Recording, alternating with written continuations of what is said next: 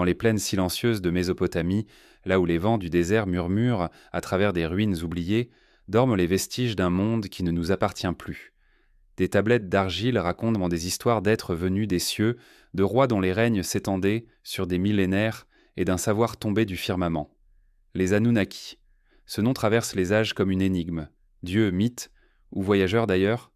Sous la poussière du temps, leurs visages semblent encore nous observer, calmes, puissants, indéchiffrables.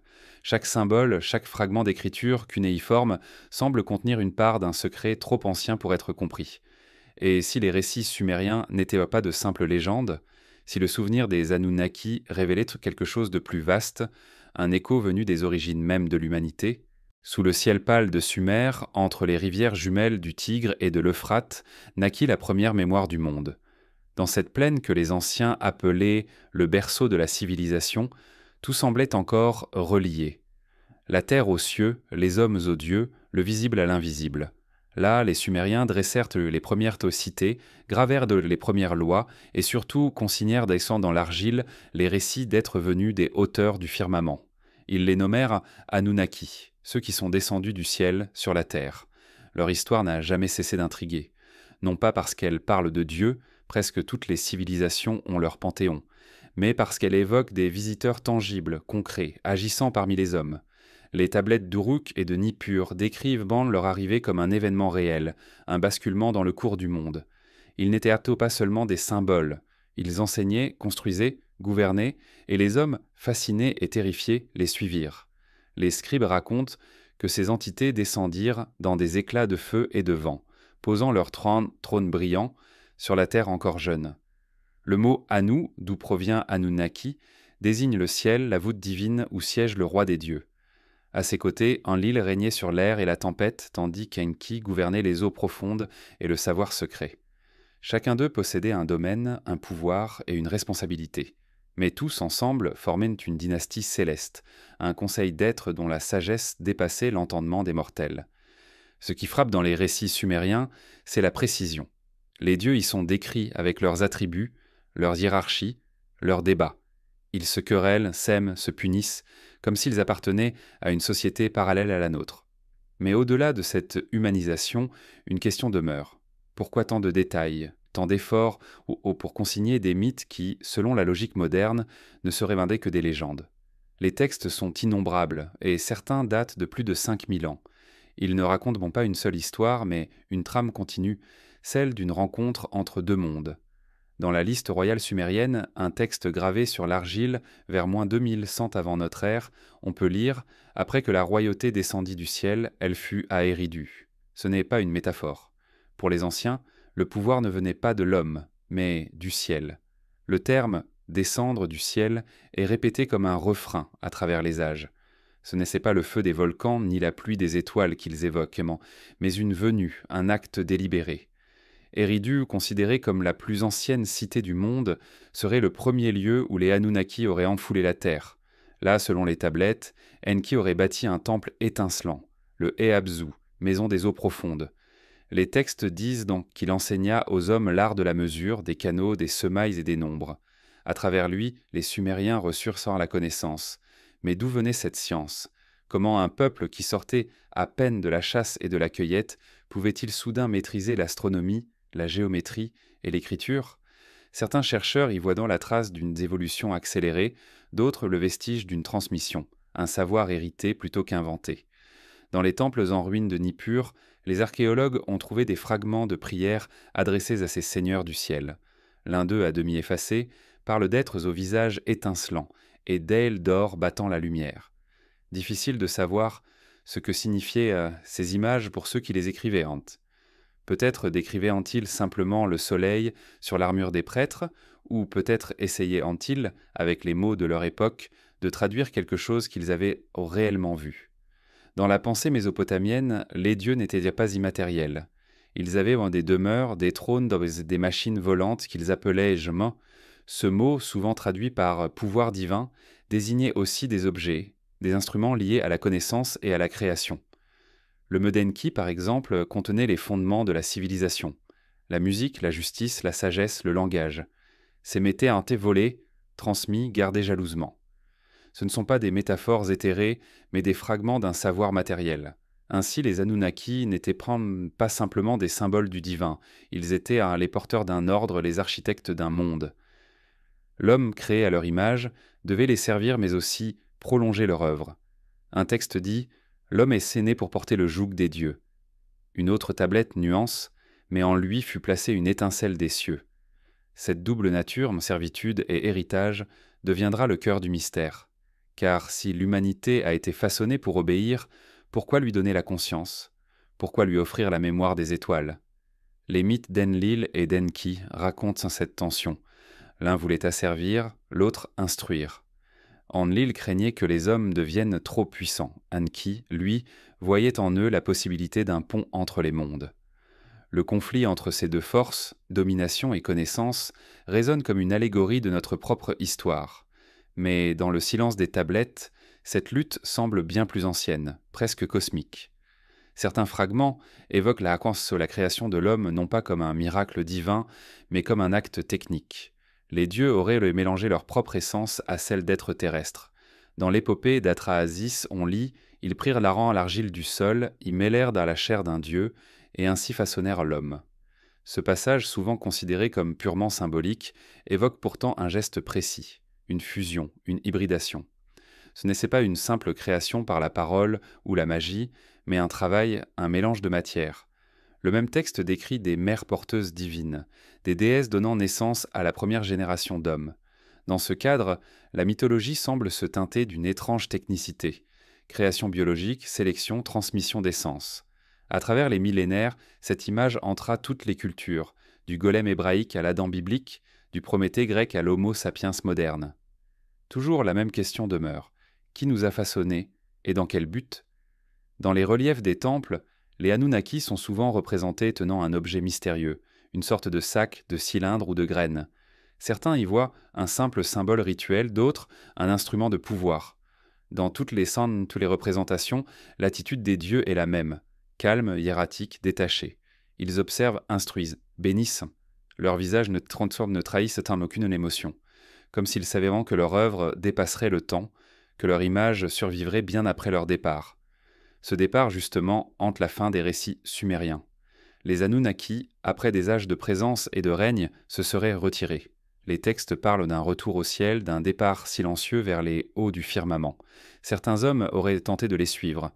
La tour de Babel, bien plus tard, portera encore cette nostalgie, celle d'une humanité qui veut retrouver le ciel, non pour défier les dieux, mais pour les revoir.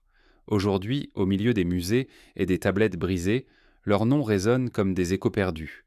Anu, Enki, Enlil, Ninursag. Derrière ces syllabes s'étend une mémoire que nous ne comprenons plus vraiment. Était-ce le souvenir d'une divinité abstraite ou la trace d'une rencontre ancienne que le langage a peu à peu recouverte de symboles? Les archéologues lasent dans ces récits l'imagination des premiers peuples, tandis que d'autres y voient soit la chronique d'un contact oublié. Mais entre ces deux visions, il existe un espace de silence, un territoire fragile où l'intuition humaine perçoit quelque chose de plus vaste. Ce n'est pas tant la vérité qui fascine que la persistance de la question. Car dans ce monde ancien, tout semblait relié. Les dieux marchaient parmi les hommes, et les hommes levèrent les yeux vers les cieux, non pour y chercher un paradis, mais un souvenir. Le souvenir d'un temps où la connaissance n'était pas encore séparée du sacré. Et peut-être est-ce là le vrai mystère des Anunnaki, non pas leur existence, mais leur disparition. Leur retrait du monde a laissé un vide que les millénaires n'ont jamais comblé. Un vide dans lequel s'est engouffrée toute la quête humaine, celle de comprendre d'où nous venons et pourquoi nous avons été laissés ici, à contempler un ciel qui ne répond plus. Dans le souffle chaud du désert, entre les briques d'argile effritées, il semble parfois qu'une voix murmure encore. Elle ne raconte pas l'histoire des dieux, mais celle du lien perdu entre le ciel et la terre, et c'est ce lien que la prochaine étape de notre voyage tentera d'éclairer. Là où les dieux ne craignent pas seulement les hommes, mais les façonnent à leur image dans la poussière et le sang de la création première. Il existe au cœur des archives sumériennes un texte qui défie la logique, un texte que même les érudits modernes peinent à classer entre l'histoire et le mythe. On l'appelle la liste royale sumérienne. C'est une chronique des premiers rois de la Terre, gravée dans l'argile il y a plus de 4000 ans. Mais ce qui frappe, ce ne sont pas les noms ni les cités mentionnées, c'est la durée de leur règne. Certains rois auraient le gouverné pendant 20, 30 ou même 40 000 ans. Les scribes notaient en ces chiffres avec soin, sans trembler, comme s'ils consignaient une vérité connue, indiscutable. Après que la royauté descendit du ciel, elle fut à Eridu, dit la première ligne. Cette phrase simple, presque anodine, marque le début d'une ère où le pouvoir n'était pas humain. Les souverains qui suivirent n'étaient pas des hommes, mais des êtres d'un autre ordre. Ils apportaient chez Membre la loi, l'écriture, les arts, la géométrie du monde. Et lorsque leur temps s'achevait, ils repartaient envers le ciel, laissant leur trône à d'autres de leur lignée. Les rois d'avant le déluge, 8 selon certaines versions, 10 selon d'autres, régnaient sur des périodes si longues qu'elles brisaient le cadre du possible. Alulim, roi d'Éridu, aurait régné 28 800 ans. Son successeur, Al-Algar, 36 000. Les suivants, ensemble, auraient gouverné pendant plus de 200 000 ans. Puis, dit le texte, le déluge balaya tout. Après cela, la royauté redescendit du ciel, et les durées de règne diminuèrent, lentement, siècle après siècle, jusqu'à atteindre des durées humaines. Beaucoup y voient une métaphore du passage du divin à l'humain, de l'éternité au temps. Mais d'autres y lisent un souvenir déformé, un écho d'une époque où les êtres qui dirigeaient le monde n'étaient pas soumis aux lois de la chair. Les Anunnaki, selon les traditions, vivaient des cycles entiers d'humanité. Leur vie s'étendait sur des ères comme si le temps lui-même obéissait à d'autres règles. Dans la pensée sumérienne, la durée n'était pas seulement une mesure, elle était une substance. Le temps appartenait aux dieux. Ils pouvaient avant le plier, l'étirer, le concentrer. Les hommes, eux, n'en possédaient entendre qu'une parcelle. Peut-être ces règnes démesurés symbolisent-ils cette maîtrise divine du temps, ou peut-être désignent-ils littéralement une race dont la longévité dépassait de loin la nôtre. Les archéologues modernes ont souvent tenté de ramener ces nombres à des proportions raisonnables. Certains ont suggéré que les années sumériennes étaient un lunaire, d'autres qu'elles désignaient des cycles agricoles. Pourtant, même en les traduisant ainsi, les durées demeurent étrangement longues, hors de toute vraisemblance. Ce refus du monde à rentrer dans nos calculs pourrait être la clé du mystère. Et si les scribes n'avaient jamais voulu réduire ces nombres? Et si pour eux, l'exagération n'était pas une erreur, mais une mémoire? Dans d'autres civilisations, on retrouve la même trace d'un âge des géants, d'une humanité primordiale vivant dans une autre mesure du temps. En Inde, les textes védiques parlent des 4 yugas, des âges cosmiques s'étendant sur des dizaines de milliers d'années. En Égypte, les Shemsu-Hor, les compagnons d'Horus, auraient donc régné des millénaires avant les dynasties connues. En Amérique, les légendes mayas évoquent des soleils précédant notre ère actuelle, chacun s'étendant sur des milliers d'années. Partout, la même structure, un âge long, lumineux, surhumain, brisé par un cataclysme suivi d'un monde plus petit, plus dense, plus mortel. La liste royale sumérienne pourrait donc être le vestige mésopotamien de cette mémoire universelle. Elle serait la trace d'une fracture dans la conscience du monde, le moment où le temps s'est refermé, où la durée infinie des dieux s'est contractée en secondes humaines. Mais un détail dérange. La liste, bien qu'ancienne, suit une logique de succession très précise. Chaque roi succède à l'autre sans interruption, comme si la continuité avait été scrupuleusement préservée. Les cités changent, Eridu, Bat-Tibira, Larak, Sipar, Churupak, mais le trône reste unique, comme s'il circulait entre des sanctuaires dédiés à un même pouvoir. Ce n'est pas une compilation de légendes, mais une administration du divin. Et cela suggère que, pour les scribes, ces règnes appartenaient en bien à une réalité organisée. Certains chercheurs, à la lecture de ces tablettes, ont remarqué que la somme totale des règnes avant le déluge atteint un chiffre précis, 241 200. Ce nombre, répété dans plusieurs versions du texte, pourrait correspondre à un cycle cosmique, une sorte de période céleste liée au mouvement des astres. Si tel était le cas, la liste des rois ne serait pas une chronique historique, mais une cartographie du temps sacré. Les rois, plus que des hommes, seraient des incarnations d'un ordre cosmique. Les Anunnaki, dans ce cadre, seraient à la fois des souverains et des marqueurs d'époque. Chacun incarnerait une phase du monde, un rythme de la création. Et lorsque l'un d'eux s'éteignait, c'était tout un âge qui disparaissait.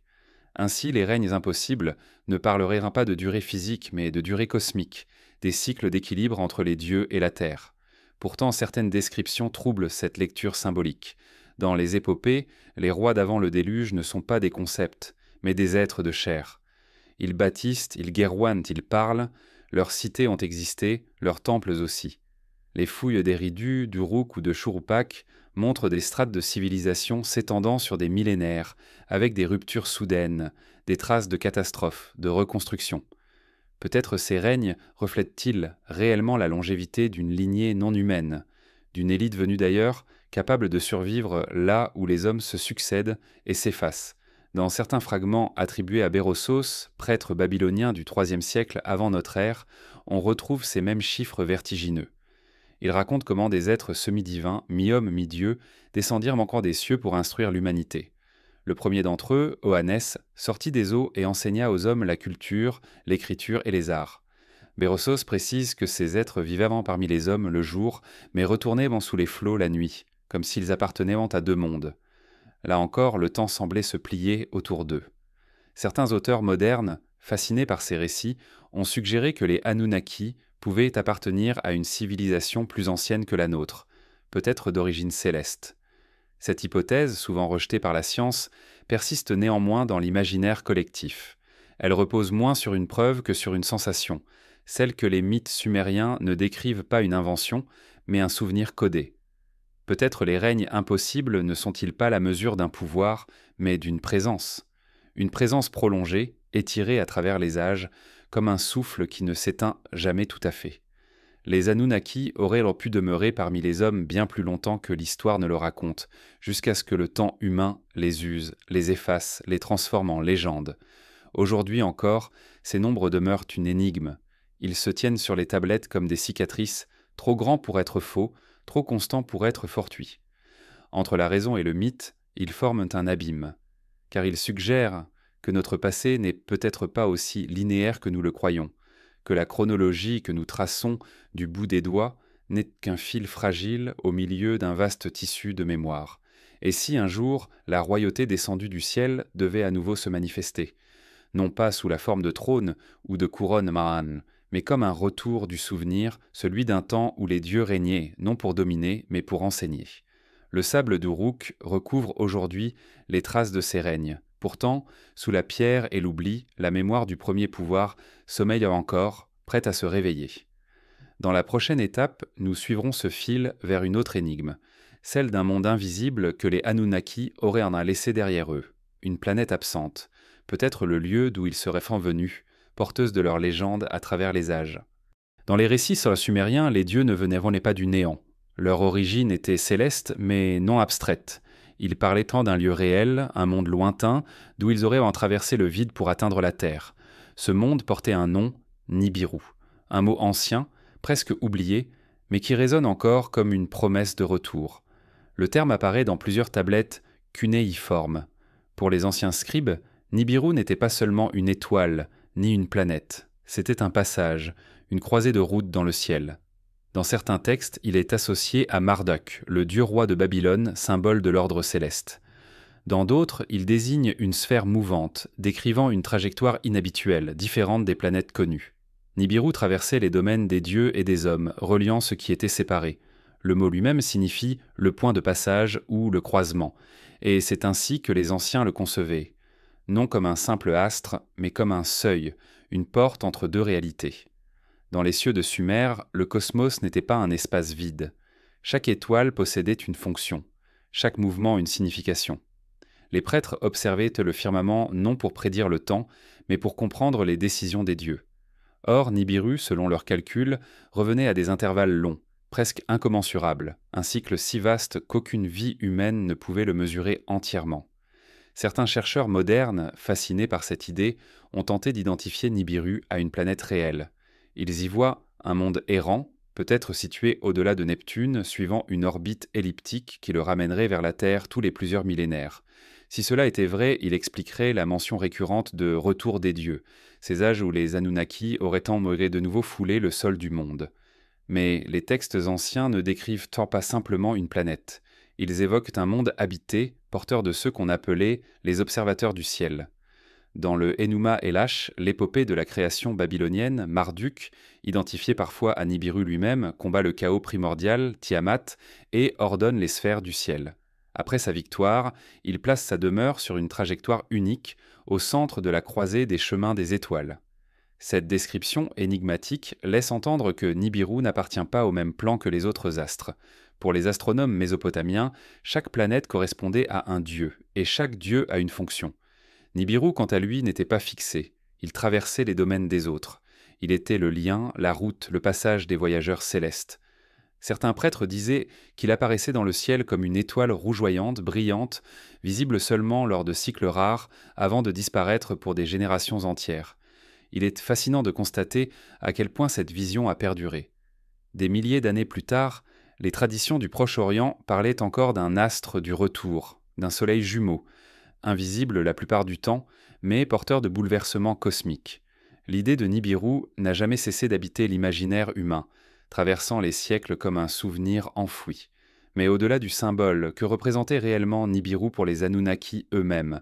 Était-ce leur monde natal ou une station céleste, un lieu de passage entre deux dimensions du réel? Dans certaines versions sumériennes, Nibiru est décrit comme la demeure du roi du ciel, là où se tiennent les assemblées divines. On y parle d'un lieu où les eaux du dessus rencontrent celles du dessous, image qui évoque un espace à la frontière du visible et de l'invisible. Les prêtres astronomes de Babylone consignaient d'avoir rendu des observations détaillées des mouvements célestes. Et la savante distinguer les planètes des étoiles fixes, suivant les éclipses et les cycles de Vénus. Pourtant, ils réservaient à Nibiru une attention particulière. Sa trajectoire n'obéissait pas au schéma connu. Il était tantôt visible à l'est, tantôt à l'ouest, apparaissant comme un messager avant les grands bouleversements. Crues, séismes, guerres. Ainsi Nibiru devint non seulement un corps céleste, mais un présage, le signe d'un changement d'air. Avec le temps, cette vision se transforma. Les scribes d'Assyrie et de Babylone identifièrent Nibiru à Jupiter ou à Mercure, selon les contextes. Mais cette assimilation semble tardive, presque comme une tentative de ramener l'inexplicable dans l'ordre connu. Le Nibiru originel, celui des premiers textes, ne correspond à aucune planète de notre système solaire. Il demeure un intrus, un astre de passage, porteur d'un mystère que même les anciens ne comprenaient peut-être pas entièrement. Certains mythes vont plus loin. Ils décrivent un monde d'où les Anunnaki seraient même venus, contraints par une catastrophe cosmique. Leur atmosphère, disaient-ils, se mourait. Ils auraient alors cherché dans d'autres mondes la matière capable de la restaurer. C'est ainsi qu'ils auraient trouvé la Terre, riche en métaux, en or, en ressources nécessaires à leur survie. Cette version, popularisée à l'époque moderne, trouve ses racines dans des fragments mésopotamiens mentionnant les travaux des dieux, sur la terre, les mines sacrées et les êtres créés pour aider à la récolte du métal céleste. Ainsi Nibiru ne serait pas seulement un lieu d'origine, mais la raison même du contact entre les dieux et les hommes. L'humanité dans ce récit naît d'une nécessité, celle d'aider les voyageurs du ciel à poursuivre leur œuvre. Ce mythe, d'une puissance symbolique rare, place la naissance de l'homme au cœur d'une tragédie cosmique, celle d'un peuple de dieux cherchant à survivre à l'agonie de leur monde. Mais si Nibiru existait réellement, où serait-il aujourd'hui? Certains astronomes contemporains ont évoqué l'existence d'une 9e planète, un corps massif situé aux confins du système solaire, dont la gravité perturberait les trajectoires des objets transneptuniens. Ce monde hypothétique, encore invisible, se déplacerait lentement sur une orbite allongée, revenant dans notre voisinage tous les milliers d'années. Difficile de ne pas voir là un écho de l'ancien mythe. Pourtant, au-delà des hypothèses et des interprétations, le mystère de Nibiru demeure avant tout spirituel. Il symbolise la nostalgie d'un ailleurs, le souvenir d'un lien perdu entre la terre et le ciel. Dans le regard des Anunnaki, les étoiles n'étaient pas de simples lumières. Elles étaient des demeures, des promesses de retour. Chaque lever du soleil rappelait le cycle du départ et du retour, la loi des mondes qui se cherchent à travers le vide. Les Sumériens, peuple de la plaine et de la boue, levaient les yeux vers les cieux avec une précision que nos télescopes modernes peinent encore à égaler dans sa poésie. Pour eux, le cosmos n'était pas une immensité froide, mais une famille d'êtres vivants. Et Nibiru, au centre de cette famille, incarnait le souffle du passage, la mémoire des origines et la promesse du recommencement. Peut-être est-ce pour cela que le nom de Nibiru a traversé les millénaires, porté par la rumeur des étoiles. Il ne désigne pas seulement un monde, mais une idée, celle d'un retour cyclique, d'un mouvement éternel reliant les dieux aux hommes. Certains anciens textes prophétiques affirment que lorsque Nibiru reviendra dans les cieux visibles, le monde changera à nouveau. non pas dans la destruction, mais dans la révélation. Car le retour des dieux n'est pas nécessairement un événement physique, il peut être un réveil, un souvenir retrouvé dans la conscience humaine. Ainsi, le mystère de Nibiru continue d'habiter nos rêves. Dans chaque regard porté vers les étoiles, dans chaque question que l'on pose à l'infini, il y a ce même murmure, celui d'un lieu perdu. Quelque part au-delà des ténèbres, d'où nos créateurs auraient en jadis traversé le silence pour nous offrir la lumière. Et dans cette lumière, peut-être ont-ils laissé un signe, une trace, une empreinte d'or et de feu qui relie encore notre monde au leur. La prochaine étape du voyage nous emmènera vers cette matière sacrée, au cœur du mythe même, l'or des dieux, métal de vie, offrande du ciel et raison de la venue des Anunnaki sur la terre. Dans les récits anciens, il est un mot qui revient, discret mais obsédant, l'or. Dans les temples de Sumer, dans les hymnes d'Akkad, dans les offrandes d'Ur et de Lagash, ce métal lumineux semble plus qu'une richesse. Il est un souffle, un lien entre la terre et le ciel.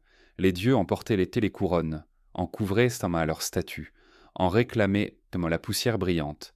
Mais pourquoi tant d'importance donnée à une matière inerte? Pourquoi l'or et non un autre métal?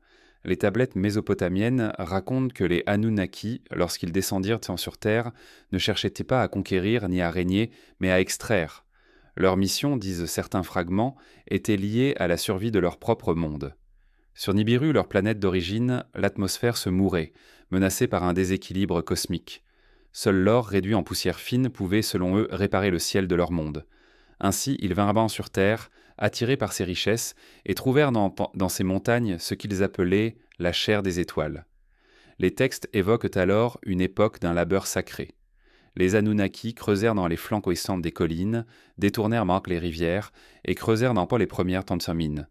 Mais la tâche était trop lourde. Certains dieux se rebellèrent contre ce travail sans fin. C'est à ce moment, disent dans les tablettes d'Atrahasis, que fut décidée la création de l'humanité. Les dieux mêlèrent en leur essence à celle des êtres terrestres pour donner naissance à une race capable de les aider. L'homme naquit ainsi, non pour adorer, mais pour servir, pour extraire de la terre la lumière des dieux. L'or devint alors le fil secret de toute civilisation. Il ne symbolisait pas seulement la richesse ou la royauté, mais la mémoire d'un pacte ancien. Dans les sanctuaires d'Eridu et d'Uruk, les statues des dieux étincelaient d'un éclat immobile recouverte de feuilles d'or. Les prêtres disaient que ce métal attirait la présence divine. Son éclat ne ternissait jamais, comme s'il refusait la mort. On croyait qu'il conservait la lumière du soleil en lui, une lumière que les Anunnaki pouvaient reconnaître et utiliser. Cette fascination n'était pas propre à Sumer. En Égypte, le dieu Ré était dit « fait d'or », et les pharaons, ses enfants terrestres, portaient des masques dorés pour leur voyage dans l'au-delà. Chez les Incas, l'or était appelé « la sueur du soleil ». Partout la même intuition. Ce métal incorruptible contenait quelque chose d'éternel, un fragment de la lumière première. Peut-être parce que, même sous la terre, il ne se dégrade pas. Peut-être aussi parce que sa lueur évoque une mémoire plus ancienne, une origine céleste. Les Anunnaki, dans les récits les plus anciens, auraient construit leur cité autour des mines sacrées. Les montagnes du sud, les plaines de l'Euphrate, les régions où aujourd'hui ne subsistent que des ruines, étaient autrefois des lieux de travail divin. Des textes fragmentaires mentionnent les chantiers de l'Abzu, domaine d'Enki, le seigneur des eaux profondes. C'est là que furent envoyés les premiers hommes créés. Ils travaillaient dans la boue et la chaleur, guidés par les prêtres des dieux. Les légendes parlent aussi d'une révolte. Les travailleurs humains, épuisés, se seraient soulevés contre leur maître céleste. Enki, compatissant, aurait alors plaidé pour eux auprès du Conseil des dieux. Il proposa de leur accorder davantage d'autonomie, de leur apprendre à cultiver, à bâtir, à compter. Ainsi les esclaves devinrent artisans, puis citoyens, puis rois. Mais le prix de cette liberté fut la mémoire. Les dieux effacèrent de leur esprit le souvenir de leur Créateur. Seule subsista la fascination pour l'or, cette matière qui les liait encore aux cieux. Dans les temples sumériens, l'or ne servait pas seulement à orner. Il avait une fonction rituelle. Les prêtres en parsemettant la poussière dans les offrandes, en couvraient les idoles, en fondaient les pointes des igouras. Selon certains hymnes, les rayons du soleil, frappant ces pointes dorées, ouvraient la voie aux dieux. L'or était un miroir, une antenne, une passerelle lumineuse. Par lui, la prière montait vers le ciel et la bénédiction redescendait sur la terre. Cette idée d'un métal comme conducteur du divin traverse les âges. Les alchimistes Manikrel bien plus tard reprendront ce symbole. Pour eux, transformer le plomb en or n'était pas un acte matériel, mais spirituel, purifier l'âme pour la rendre incorruptible, la rapprocher de la lumière originelle. Peut-être sans le savoir, ils poursuivaient encore le rêve des Anunnaki, celui de recréer la substance du ciel dans la chair terrestre. Certains chercheurs modernes ont tenté de voir dans cette obsession une simple métaphore du pouvoir ou du commerce, mais elle semble aller au-delà. Dans toutes les civilisations issues du croissant fertile, l'or était toujours lié au sacré, jamais seulement à la richesse. Il se trouve au cœur des tombeaux, des autels, des trônes, comme s'il contenait une vibration particulière. Les Anunnaki, selon les textes les plus anciens, ne voyaient pas la matière comme nous la voyons. Pour eux, chaque substance portait une fréquence, une mémoire. L'or, disent-ils, était la plus pure des formes terrestres, la plus proche des cieux. Il liait les mondes entre eux comme un fil de lumière traversant les âges. Ce n'était pas seulement un métal utile, mais un fragment de leur propre essence. Les traditions ultérieures, plus voilées, évoquent un cœur d'or placé dans le temple d'Enlil à Nippur, un objet qu'aucun mortel n'aurait eu le droit de toucher. Ce cœur symbolisait le lien entre les dieux et les hommes. Lorsqu'il fut perdu, disent d'eux les mythes, la communication entre les mondes s'interrompit. Les prêtres continuèrent leur rite, mais les cieux demeurèrent silencieux. Peut-être est-ce là le début de l'oubli, le moment où la mémoire du ciel commença à se dissoudre dans le temps. Pour les Anunnaki, l'or n'était pas seulement un moyen de survie, il était le signe de la continuité. Dans certaines tablettes, on évoque des vaisseaux de feu qui emportaient quand le métal vers le ciel. Les montagnes étaient pas des mines sacrées, et les rivières des voies de transport vers des lieux mystérieux. Certains chercheurs ont vu dans ces passages la trace d'une ancienne industrie, peut-être symbolique, peut-être réelle. Les anciens Égyptiens, eux aussi, racontaient pensant que les dieux montaient vers le ciel dans des barques dorées. Le symbole se répète, comme un souvenir partagé à travers le monde. Aujourd'hui encore, la Eisbourte leur garde cette aura étrange. Aucune autre substance n'a traversé les civilisations avec autant de constance. Il résiste au feu, au temps, à la corruption. Il brille dans l'ombre comme une lumière emprisonnée. Peut-être est-ce pour cela que l'homme le cherche encore, obstinément, comme s'il poursuivait une promesse ancienne. Si l'on écoute les échos des mythes, l'or n'appartient à aucune nation ni à aucun dieu particulier. Il est la trace d'une origine commune, le souvenir d'une alliance entre le ciel et la terre. L'humanité l'extrait, le fond, le garde, sans toujours savoir pourquoi. Mais au fond, peut-être cherche-t-elle à retrouver, dans chaque éclat, le reflet d'une lumière perdue. Le mystère de l'or des dieux dépasse le matériel. Il touche à la question de la mémoire et de la survie. Si les Anunnaki sont venus pour sauver leur monde, alors l'or fut le prix de leur espoir. Mais si l'on regarde autrement, peut-être que le véritable or qu'ils cherchaient n'était pas celui des montagnes, mais celui que l'homme porte en lui. Cette étincelle de conscience, ce feu intérieur capable de briller malgré la nuit. Dans le silence des ruines, l'or demeure. Invisible ou enfoui, il attend, comme une promesse non tenue. Et peut-être, lorsque viendra le temps du retour, les dieux reconnaîtront dans la lueur du métal le signe que leur œuvre n'a pas été oubliée. À travers les siècles, le mythe de l'or a changé de visage, mais non de sens. Il reste le lien, le sang des étoiles, le fil entre les mondes. Et dans la suite de notre voyage, nous suivrons ce fil plus loin encore, vers le cœur même du mystère, celui des gènes du divin, où la lumière des dieux aurait, dit-on, trouvé refuge dans le corps des hommes. Quand les dieux créèrent l'homme, disent les tablettes, ils ne se contentèrent pas de modeler de l'argile. Ils y déposèrent une essence, un fragment d'eux-mêmes. Ce don, invisible et silencieux, serait devenu la source de notre conscience, de notre curiosité et peut-être de notre solitude. Car dans les mythes mésopotamiens, la création de l'humanité n'est pas un acte d'amour, mais un acte de transfert. Quelque chose des dieux s'est mêlé à la chair terrestre, liant à jamais les deux mondes. Les scribes de Sumer parlèrent de cette fusion comme d'un mélange de sang.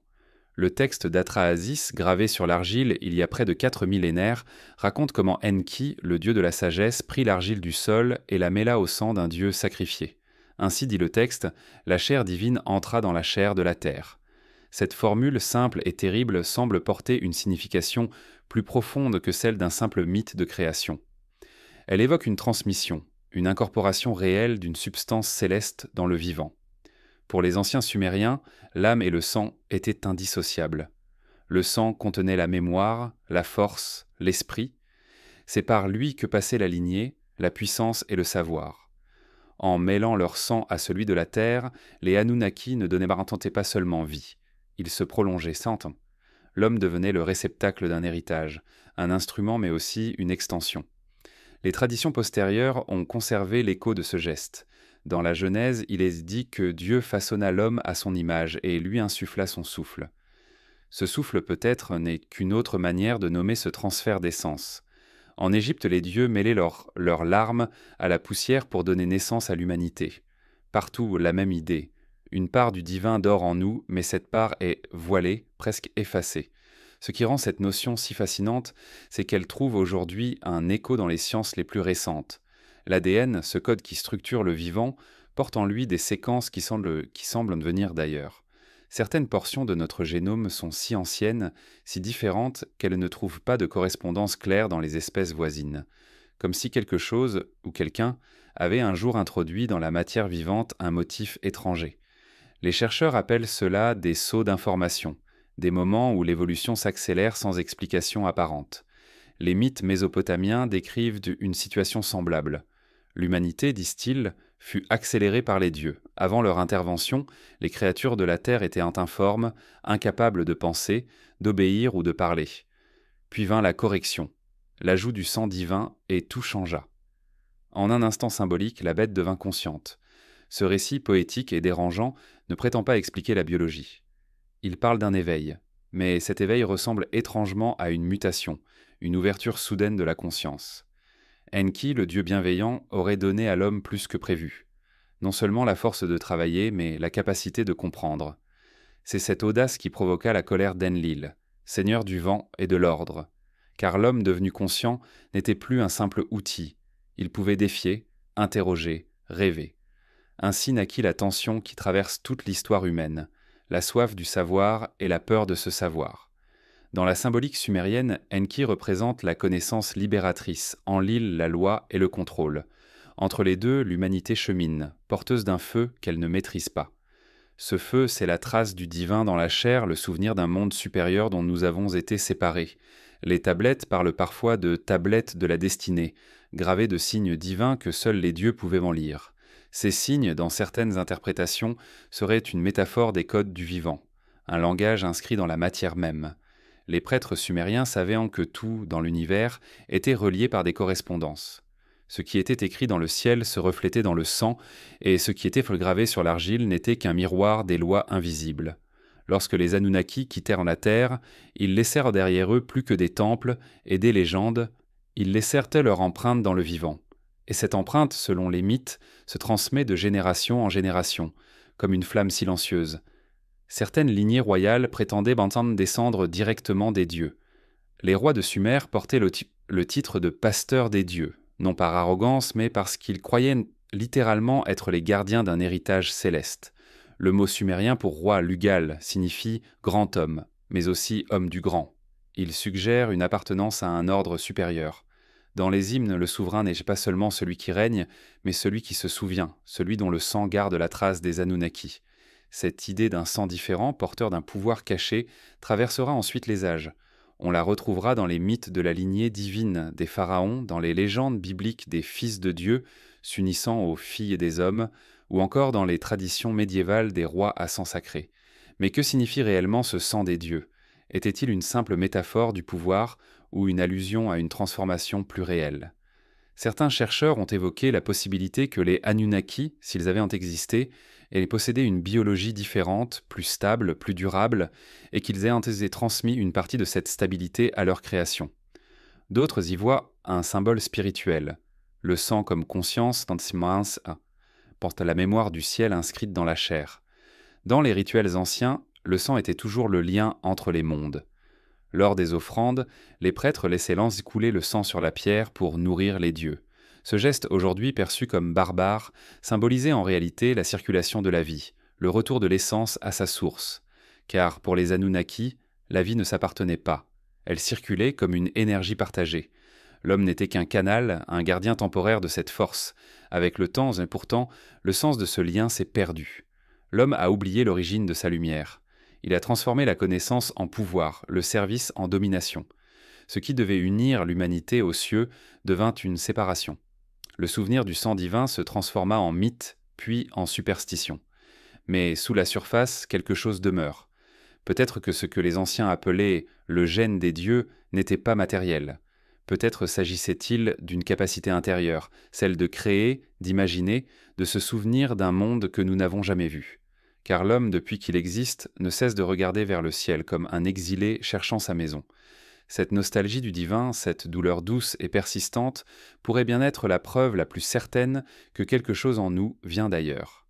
Certains mythes affirment que les dieux, avant de partir, promirent de revenir lorsque le sang des hommes serait prêt à se souvenir. Une prophétie douce, presque oubliée, dit qu'un jour le code du ciel s'éveillera dans l'humanité tout entière. Alors, dispensent les textes, le voile tombera et les dieux ne seront plus séparés des hommes, car les hommes seront redevenus leur propre origine. Le mystère des gènes du divin n'est donc pas celui de la science, mais celui de la mémoire. Il nous parle d'une filiation spirituelle, d'une empreinte enfouie dans le vivant. Une empreinte qui nous pousse à créer, à questionner, à chercher sans relâche la vérité de notre existence. Dans le silence de nos cellules, dans le battement régulier de notre cœur, peut-être demeure encore le souvenir d'un autre battement, celui d'un cœur plus ancien, céleste, qui pulse à travers nous. Et si les dieux ne sont plus visibles, c'est peut-être parce qu'ils se sont dissous dans ce qu'ils ont créé. Leur lumière est désormais la nôtre, et leur mémoire, notre héritage. Dans la suite de notre voyage, nous quitterons le domaine de la chair pour celui de la pierre, là où les dieux dressaient tant leurs temples comme des escaliers vers le ciel, et où peut-être les traces de leur passage sont encore inscrites dans l'ombre des ziggourats. Lorsque les premiers rayons du soleil frappaient court les briques humides de Sumer, la lumière semblait tant éveiller les dieux. Les ziggourats, ces tours massives aux étages superposés, s'élevaient alors comme des escaliers entre deux mondes. Leur sommet, souvent recouvert d'or, brillait d'un éclat qui semblait brillamment répondre à celui des étoiles. Pour les anciens, ces monuments n'étaient non pas de simples constructions, ils étaient en les lieux où le ciel touchait la terre. Des portes dressées, sans vers l'invisible, des axes du monde reliant les hommes aux Anunnaki.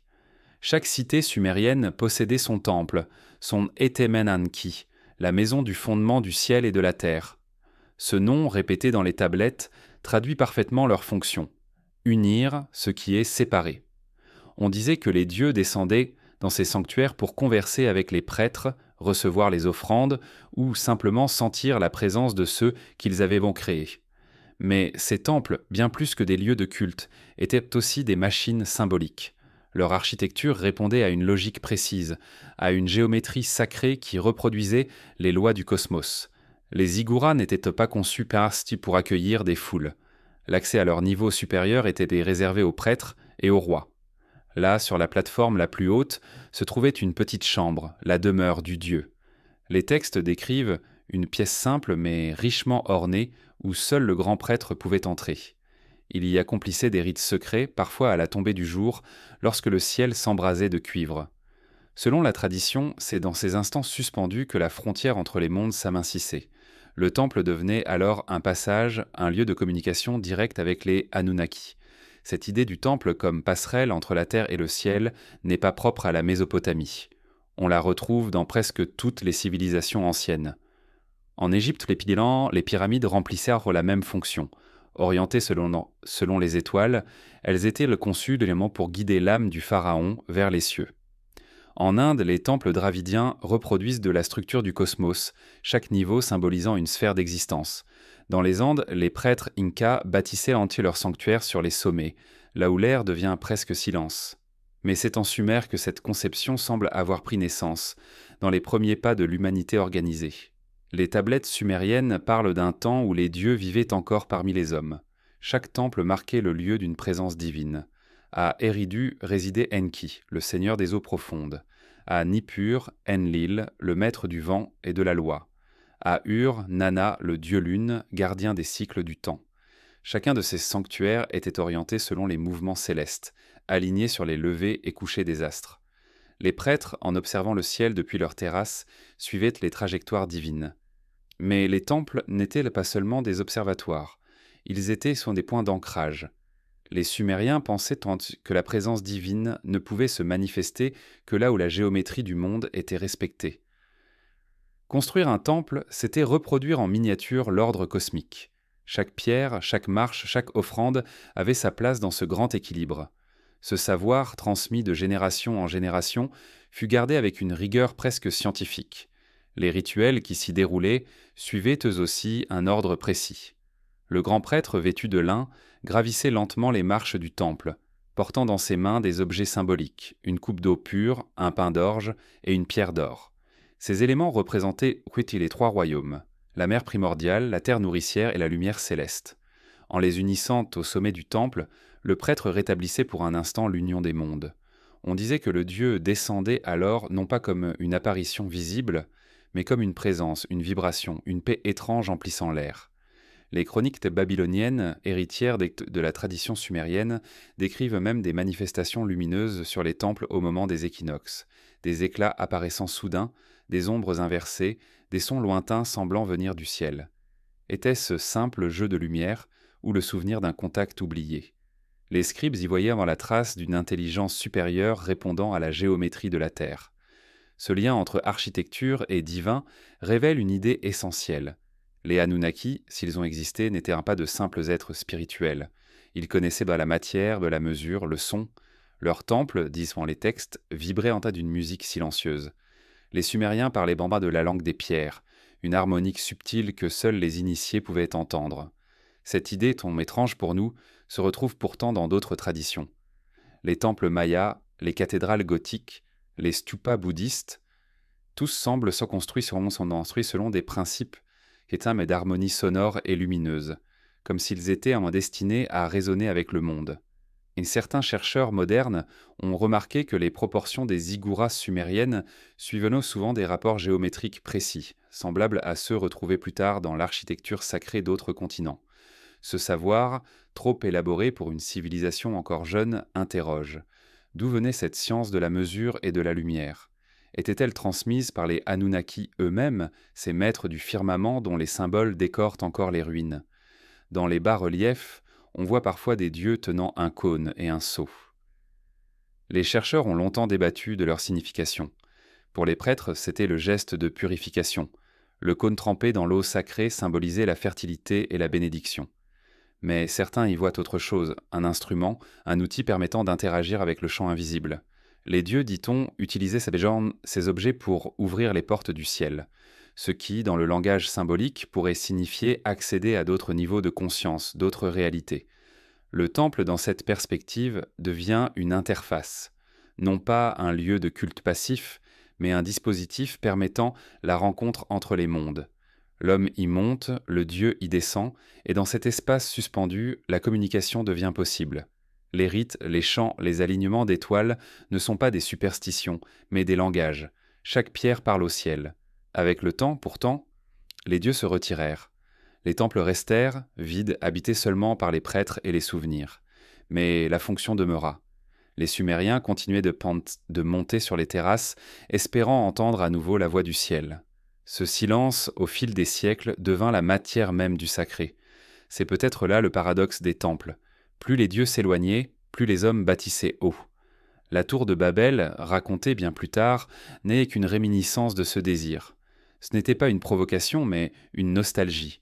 Le rêve de reconstruire le lien brisé, de rouvrir la porte. Les langues se mélangèrent, la compréhension se perdit, mais l'intention demeura. Chaque cathédrale, chaque pyramide, chaque mosquée tournée vers le ciel perpétue ce geste ancien.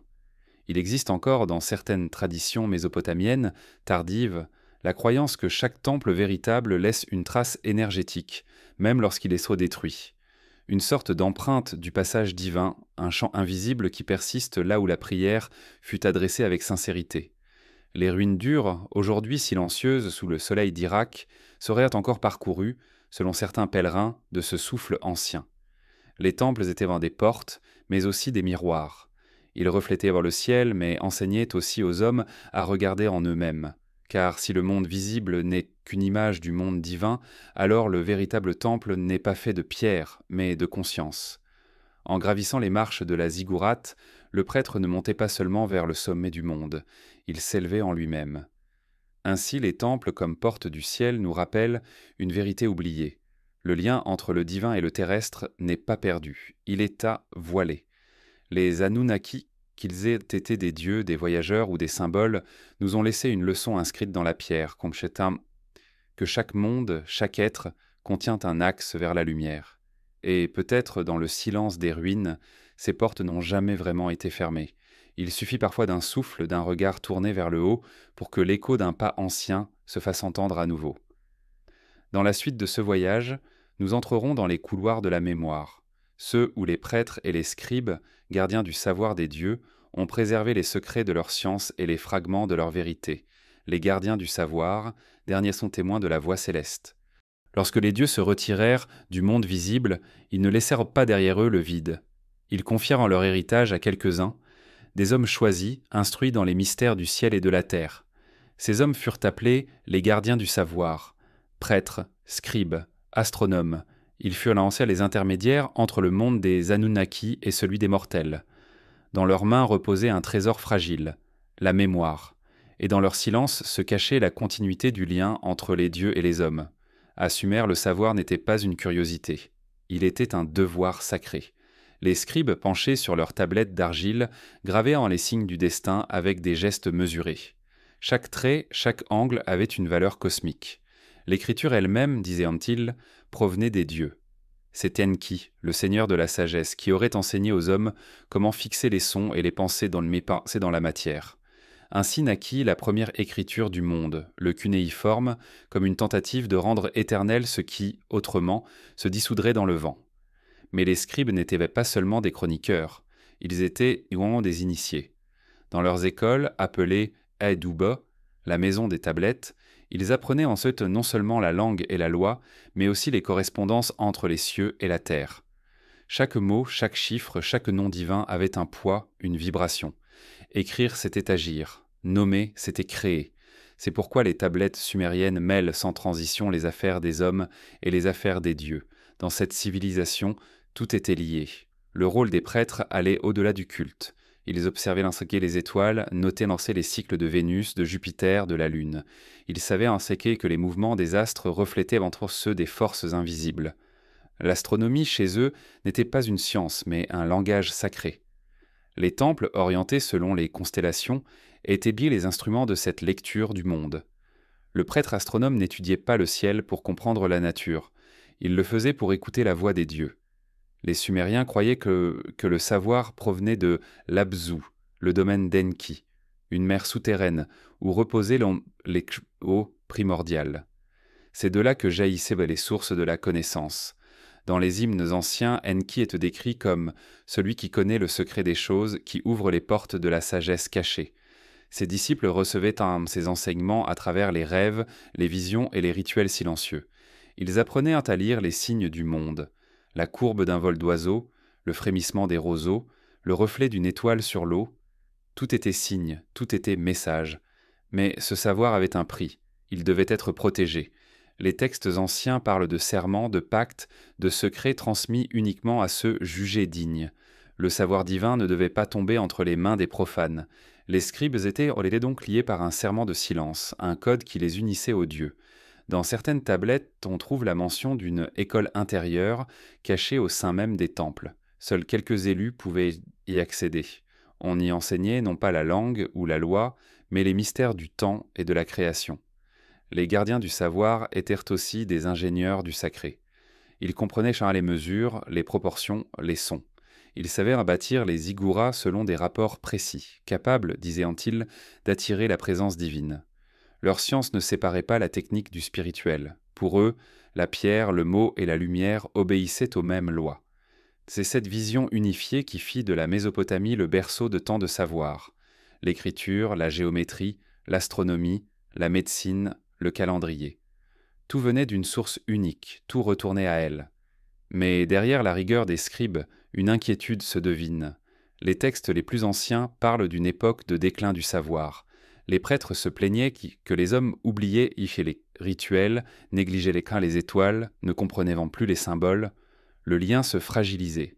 Certains gardiens auraient alors caché les tablettes les plus précieuses dans des sanctuaires souterrains afin que le savoir des dieux ne soit jamais perdu.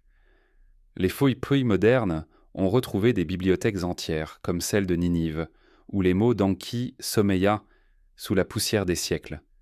Les scribes babyloniens, héritiers directs des Sumériens, continuèrent cette œuvre. Il traduisait Tobias compilé, commentait l'ensemble les anciens textes, mais avec eux, quelque chose avait changé. Le savoir, autrefois sacré, devenait peu à peu une science humaine. Les dieux s'éloignaient, leurs paroles, désormais fixées sur l'argile, étaient étudiées plus qu'écoutées. Ce passage du vivant au figé marque une rupture. Les gardiens du savoir étaient devenus des archivistes. Pourtant, même figé, ce savoir continuait de rayonner. L'écriture cunéiforme, transmise à travers les siècles, influença les alphabets au futur. Les observations célestes des prêtres astronomes servirent de base aux calculs grecs et perses. Les lois d'Urukagina et d'Hammurabi inspirèrent les premiers codes de justice. Ainsi, même si les dieux se turent, leur science continua de circuler, déguisée sous des formes nouvelles. Certains textes tardifs laissent entendre que les gardiens du savoir ne disparurent pas vraiment. Ils s'étaient dispersés, emportant avec eux des fragments de la sagesse originelle. On retrouve leurs traces dans les traditions secrètes de l'Égypte, dans les temples d'Héliopolie, dans les collèges de prêtres chaldéens, et même, selon certaines légendes, dans les confréries mystiques plus récentes. Ces héritiers, en gardiens de symboles et de nombres, auraient en continué à préserver les lois venues d'avant le déluge. Peut-être est-ce là la plus grande ruse du savoir divin, se dissimuler derrière les apparences, se fragmenter pour survivre. Car ce qui est caché ne meurt pas, il attend d'être redécouvert. Chaque fois qu'une civilisation renaît, elle retrouve sans le savoir les traces de ses anciens maîtres. Les temples se transforment, les langues changent, mais la structure demeure. Les Sumériens voyaient en soi dans le savoir un acte de mémoire.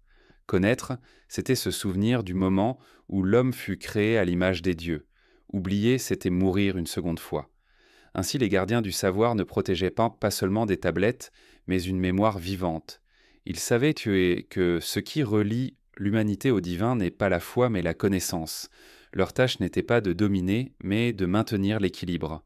Entre les dieux et les hommes, entre la lumière et la matière, ils étaient les médiateurs silencieux. Même lorsque les empires s'effondraient, ils continuaient à en décrire.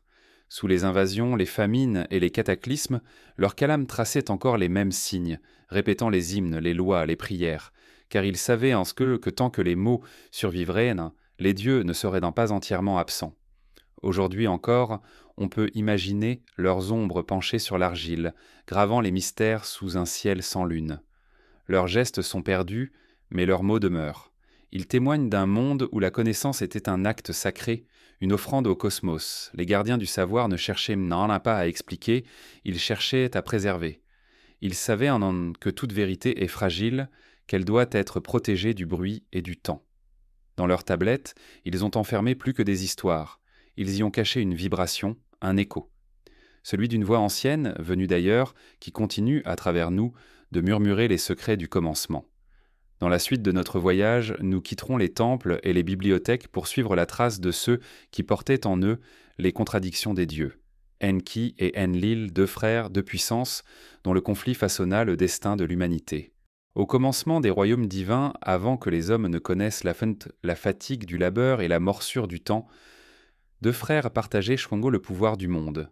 Tous deux issus d'Anu, le dieu du ciel, ils incarnaient les forces opposées et complémentaires qui régissent l'univers. Enki, le maître des eaux profondes, portait la sagesse, la ruse et la compassion. Enlil, seigneur des vents et des tempêtes, représentait l'ordre, l'autorité et la rigueur. Entre eux, la création tout entière respirait, oscillant entre connaissance et obéissance. Leur rivalité n'était pas une querelle de jalousie, mais une tension cosmique. L'un aimait offrir la connaissance, l'autre imposer la discipline. Ensemble, ils maintenaient l'équilibre entre le chaos des origines et l'harmonie du monde. Mais lorsque l'humanité entra dans le jeu, cet équilibre se fissura. Car les hommes, créés pour servir, portaient en eux le germe de la liberté. Un don qu'Enki avait glissé dans l'argile sans l'accord de son frère.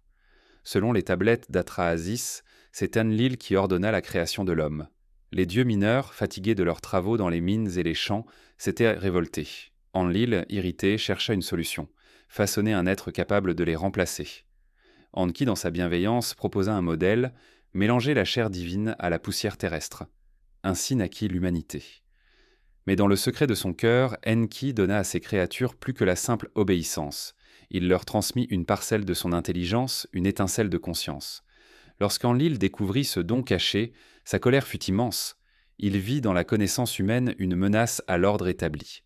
Les hommes devaient en être serviteurs, non héritiers. Alors commença le grand conflit. Non une guerre d'armes, mais une guerre d'intention. Enlil voulait que les hommes restent soumis. Enki voulait qu'ils s'éveillent. De cette tension naquit tout ce que nous appelons aujourd'hui l'histoire. Les textes mésopotamiens évoquent plusieurs épisodes de cette rivalité. Le plus célèbre est celui du déluge. Les hommes, devenus nombreux et bruyants, troublaient le sommeil d'Enlil. Il décida alors de les faire disparaître. Il envoya sécheresse, famine, puis les eaux dévastatrices. Mais Enki, ne pouvant supporter l'anéantissement de ces créatures, choisit de trahir son frère. Il prévint secrètement un homme juste, Atrahasis, et lui donna les instructions pour construire un navire. Lorsque les eaux recouvrirent la terre, seule sa famille survécut.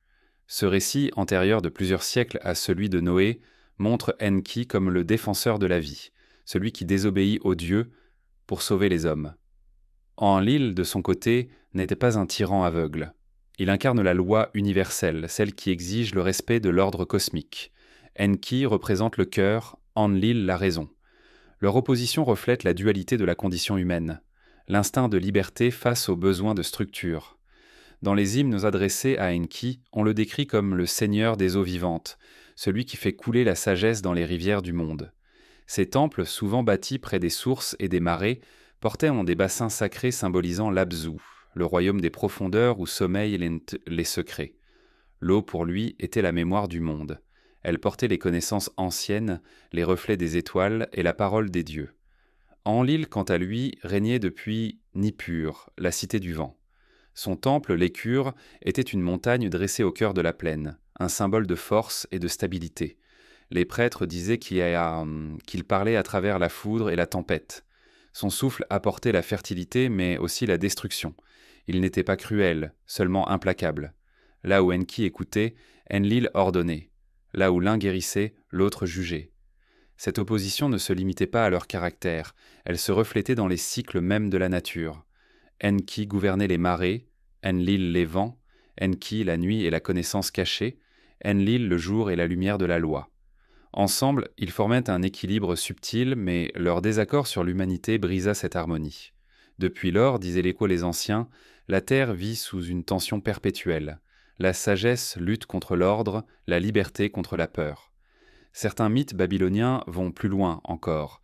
Ils racontent Makanki aurait cherché à créer un second type d'homme, plus conscient encore, capable de comprendre les dieux sans intermédiaire.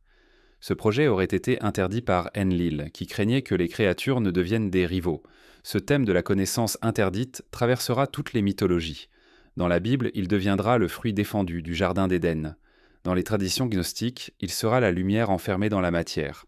Toujours, c'est Enki, ou son reflet, qui donne la connaissance, et Enlil, ou son équivalent, qui la refuse. Les scribes sumériens savaient que ce mythe n'était pas seulement une histoire de Dieu. Il racontait aussi la lutte intérieure de l'homme. En nous, Enki et Enlil coexistent. L'un murmure de chercher, d'apprendre, de créer, l'autre exige de respecter, d'obéir, de préserver. L'humanité avance en oscillant entre ces deux appels. Et c'est peut-être dans cette oscillation que réside notre équilibre. Les prêtres de Nippur et d'Éridu, conscients de cette dualité, tentaient d'en maintenir la paix à travers des rites symboliques.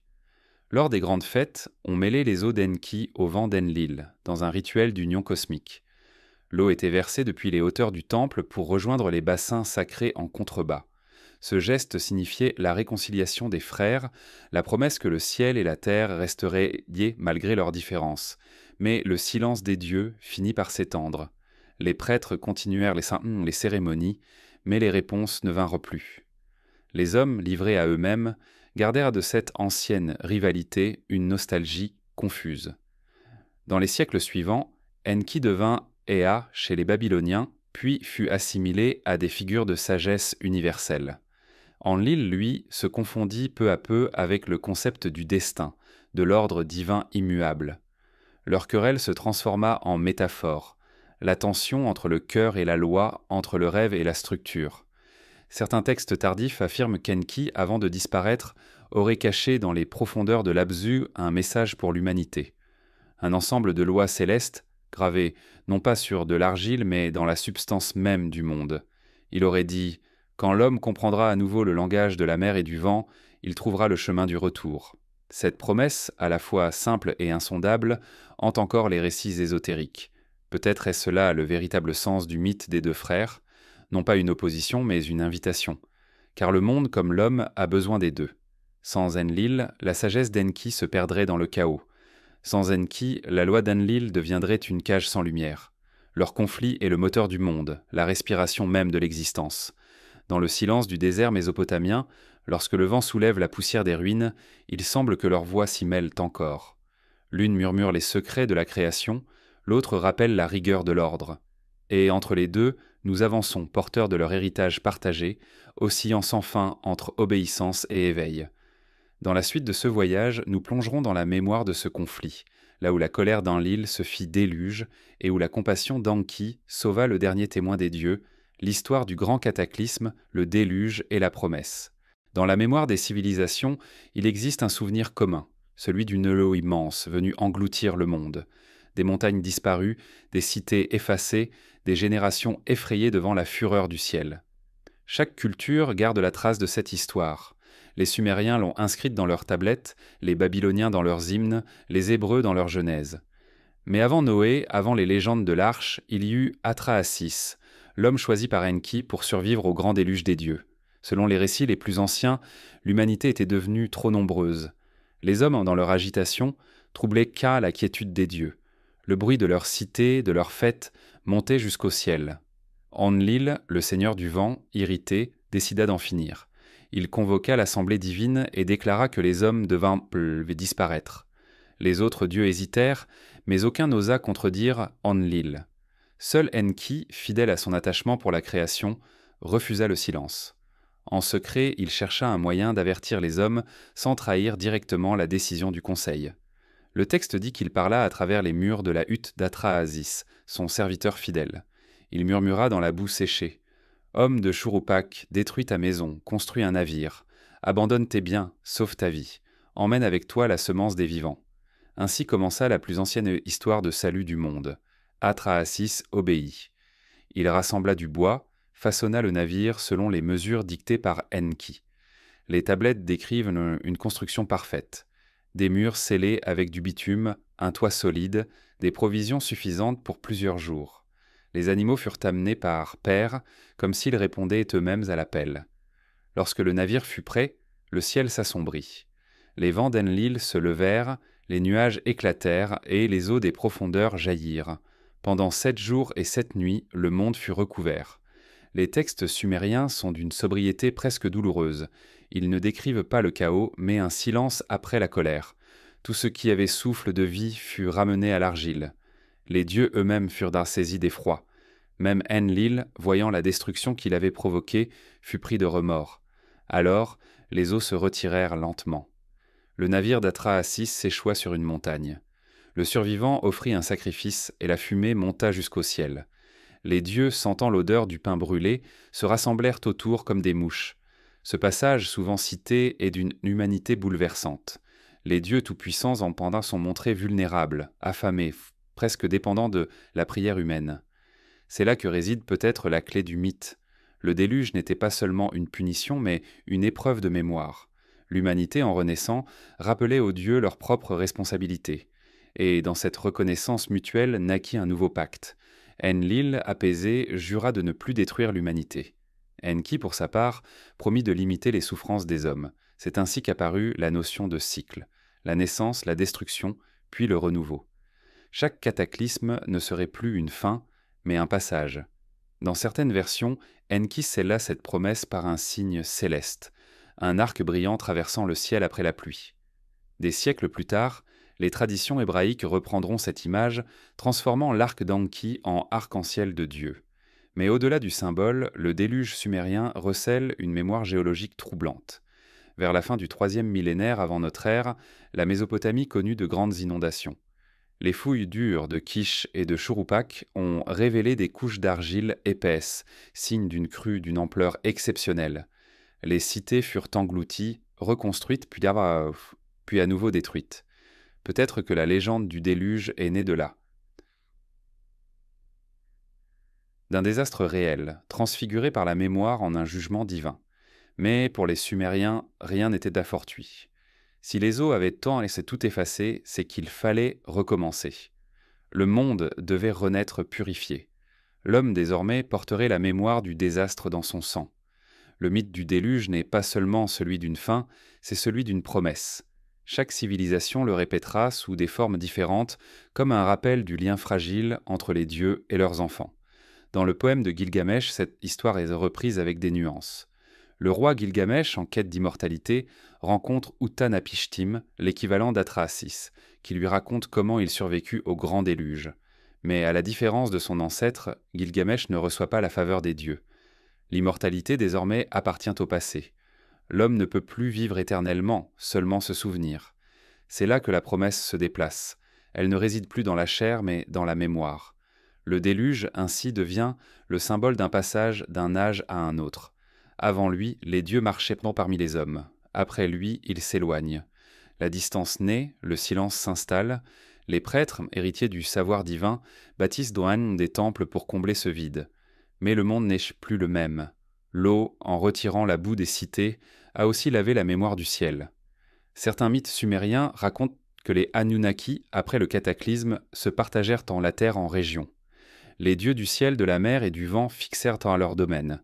L'humanité, réduite et renouvelée, reçut la tâche de rebâtir le monde sous leur regard. C'est l'aube d'une nouvelle ère, celle où les dieux ne règnent plus directement, mais à travers leurs lois. Les tablettes de la sagesse, confiées aux prêtres, deviennent alors les nouveaux piliers du lien entre le ciel et la terre. Mais la promesse d'Enki ne s'éteint pas. Dans certaines prières retrouvées à Nippur, il est appelé « le Père qui n'oublie jamais ses enfants », celui qui garde le plan du monde dans les eaux profondes. On disait qu'il reviendrait lorsque les hommes auraient de nouveau oublié le sens du savoir, pour leur rappeler qu'ils portent en eux la lumière du ciel. Cette prophétie, comme un murmure dans la pierre, traverse les âges. Le déluge n'est donc pas seulement un événement passé, c'est un archétype. Il symbolise le moment où la connaissance humaine s'efface pour mieux renaître. Chaque fois que l'humanité perd le contact avec ses origines, une vague survient, non pas d'eau, mais de conscience. Une crise, un effondrement, un retour à l'essentiel. Et toujours après la nuit, vient la promesse du recommencement. Dans le monde moderne, ce mythe continue d'exister sous d'autres formes. Les récits d'apocalypse, de cataclysme ou de renaissance portent la même structure. L'eau, purificatrice et destructrice, reste le symbole du changement. Peut-être que le déluge des dieux n'a jamais cessé, qu'il se manifeste dans nos mémoires, dans les bouleversements de nos civilisations, dans nos propres effacements intérieurs. Car si Enki a promis le renouveau, cette promesse ne concerne pas seulement le monde extérieur, elle parle de la transformation intime de l'homme. Chaque être humain porte en lui une mer cachée, une profondeur où sommeillent les anciennes mémoires. Lorsque la tempête du doute ou de la douleur submerge cette mer, quelque chose en nous se noie, mais quelque chose d'autre naît. Le déluge devient alors une métaphore de l'éveil, une initiation. Ainsi le grand cataclysme des dieux ne fut peut-être pas seulement une punition, mais une renaissance programmée. En détruisant, les dieux permettaient la purification du monde. En sauvant Atrahasis, Enki garantissait la continuité de la vie. Et dans le silence des eaux qui se retirent, la promesse se grava dans la chair de la terre. La vie reviendra toujours. Lorsque les eaux se dissipèrent, le ciel prit une teinte nouvelle. Les survivants dressèrent des autels sur les montagnes et offrirent des fruits, du pain, du vin. Le vent, redevenu doux, souffla sur la plaine comme une bénédiction. Ce fut le premier matin du monde reconstruit, le jour où la séparation entre les dieux et les hommes devint irrévocable. Mais cette séparation n'était pas un abandon. Elle était une étape. Les dieux s'éloignèrent, oui, mais ils laissèrent un signe, une mémoire, une empreinte, un chemin à suivre. Et c'est sur ce chemin que l'humanité marcha, portant en elle la promesse du retour. Dans la prochaine étape de notre voyage, nous suivrons ces traces matérielles laissées par les anciens, des pierres gravées, des artefacts impossibles, des reliefs qui défient le temps. Car après le déluge, les dieux ont peut-être laissé sur la terre leurs empreintes silencieuses, les traces dans la pierre. Quand les eaux du grand déluge se retirèrent, la terre demeura muette. Les cités avaient disparu, les temples s'étaient écroulés, et les voix des dieux s'étaient entues. Mais dans le silence, quelque chose subsistait, la pierre. Elle seule avait résisté au passage des âges, gardant dans ses veines les empreintes de ce qui avait été. Les Sumériens disaient que la pierre est sans la mémoire du monde. Là où l'argile s'effrite et où les paroles s'oublient, la pierre se souvient. Elle porte les marques des dieux comme une peau ancienne, dure, impassible, mais toujours vivante. Les archéologues modernes, en creusant les terres de Mésopotamie, ont retrouvé ces pierres. Certaines portent des inscriptions si fines qu'elles semblent gravées par des outils impossibles pour l'époque. D'autres, plus étranges encore, montrent des figures ailées, des êtres à visage humain tenant dans leurs mains des objets mystérieux. Ces reliefs, appelés bas-reliefs des Anunnaki, décorent tant les murs des anciens palais d'Assyrie et de Babylone. Les dieux y apparaissent bandes calmes, puissants, souvent vêtus de robes à motifs complexes. Leur regard est fixe, presque humain, mais leur posture trahit autre chose. Une autorité tranquille, une connaissance absolue. Les savants interprètent en ces images comme de simples symboles religieux. Mais certains y voient sans plus, la mémoire visuelle d'une rencontre entre deux mondes. Les Anunnaki, disent-ils, auraient voulu laisser un témoignage de leur présence, non pour dominer, mais pour que les générations futures se souviennent. Les pierres, façonnées avec une précision presque surnaturelle, auraient en servi de message, une écriture silencieuse adressée au futur. Dans les ruines d'Uruk, la cité de Gilgamesh, on a découvert un bas-relief représentant deux dieux tenant un disque ailé. Autour d'eux, des symboles ressemblant à des étoiles et des orbites. Les Sumériens l'appelaient le disque du ciel. On y voit ce qui pourrait être une représentation cosmique, une sphère entourée de planètes comme une carte du système solaire. Ce détail a intrigué les chercheurs. Comment un peuple vieux de 5000 ans aurait-il pu imaginer un tel schéma? Était-ce une pure métaphore, ou le souvenir déformé d'une connaissance transmise par ceux qui disaient venir des étoiles? Les temples, eux aussi, conservent des mystères de pierre. La ziggoura de Ur, reconstruite partiellement à notre époque, montre une maîtrise de la symétrie et des proportions impressionnantes. Ces fondations, faites de briques cuites mêlées à du bitume, résistent encore. Les Sumériens disaient que leur temple était bâti sur les mesures des cieux. Cela signifiait peut-être que chaque dimension reproduisait des rapports célestes, des correspondances obéissant entre le visible et l'invisible. Mais le plus étrange, ce ne sont pas les temples, ce sont les artefacts. Dans certaines zones de fouilles, des objets ont été retrouvés dont la fonction échappe à toute explication. Des cylindres gravés de formes géométriques parfaites, des pierres polies comme du verre, des fragments d'alliage inconnus. Les chercheurs les rangent parmi les curiosités, les objets hors contexte. Et pourtant leur existence dérange. Elle suggère que les anciens possédaient un savoir que nous avons perdu, ou qu'ils l'ont reçu d'ailleurs. Les Sumériens eux-mêmes le disaient sans détour. Tout savoir vient d'Enki. Les dieux leur auraient enseigné la métallurgie, l'agriculture, la médecine, l'astronomie. Ils auraient donné à l'humanité les meux, ces tablettes mystérieuses où étaient inscrits les fondements de la civilisation. Dans l'épopée d'Inanna, la déesse de l'amour et de la guerre vole ces meux à Enki pour les apporter à Uruk. Chaque meux correspond à une science, un art, une loi naturelle. Certains chercheurs voient dans ce récit la première allégorie du transfert de technologie ou de connaissances.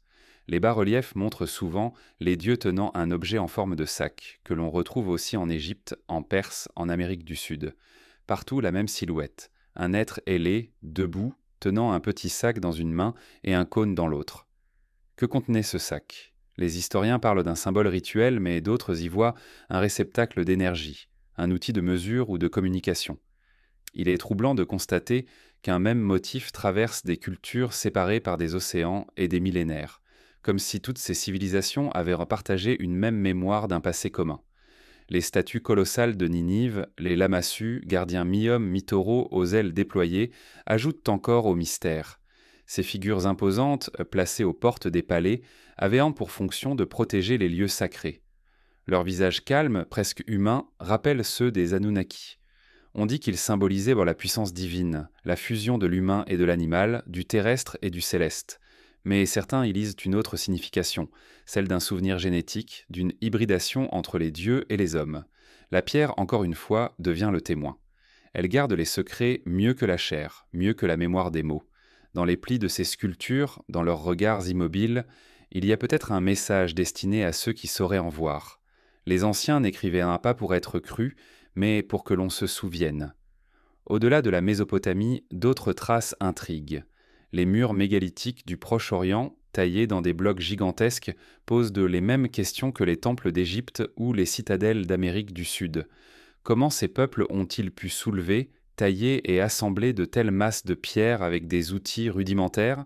Certains blocs ajustés au millimètre semblent fondus plutôt que taillés. Dans plusieurs cultures, on retrouve la même explication. Ce savoir venait des dieux. Les prêtres babyloniens disant que la pierre était vivante. Chaque bloc, avant d'être posé, recevait une bénédiction. Le temple tout entier était considéré comme un organisme, un corps minéral animé par le souffle divin. Dans certains rites, on nourrissait la pierre avec du lait et du miel. Ce rituel étrange symbolisait la continuité entre la matière et l'esprit.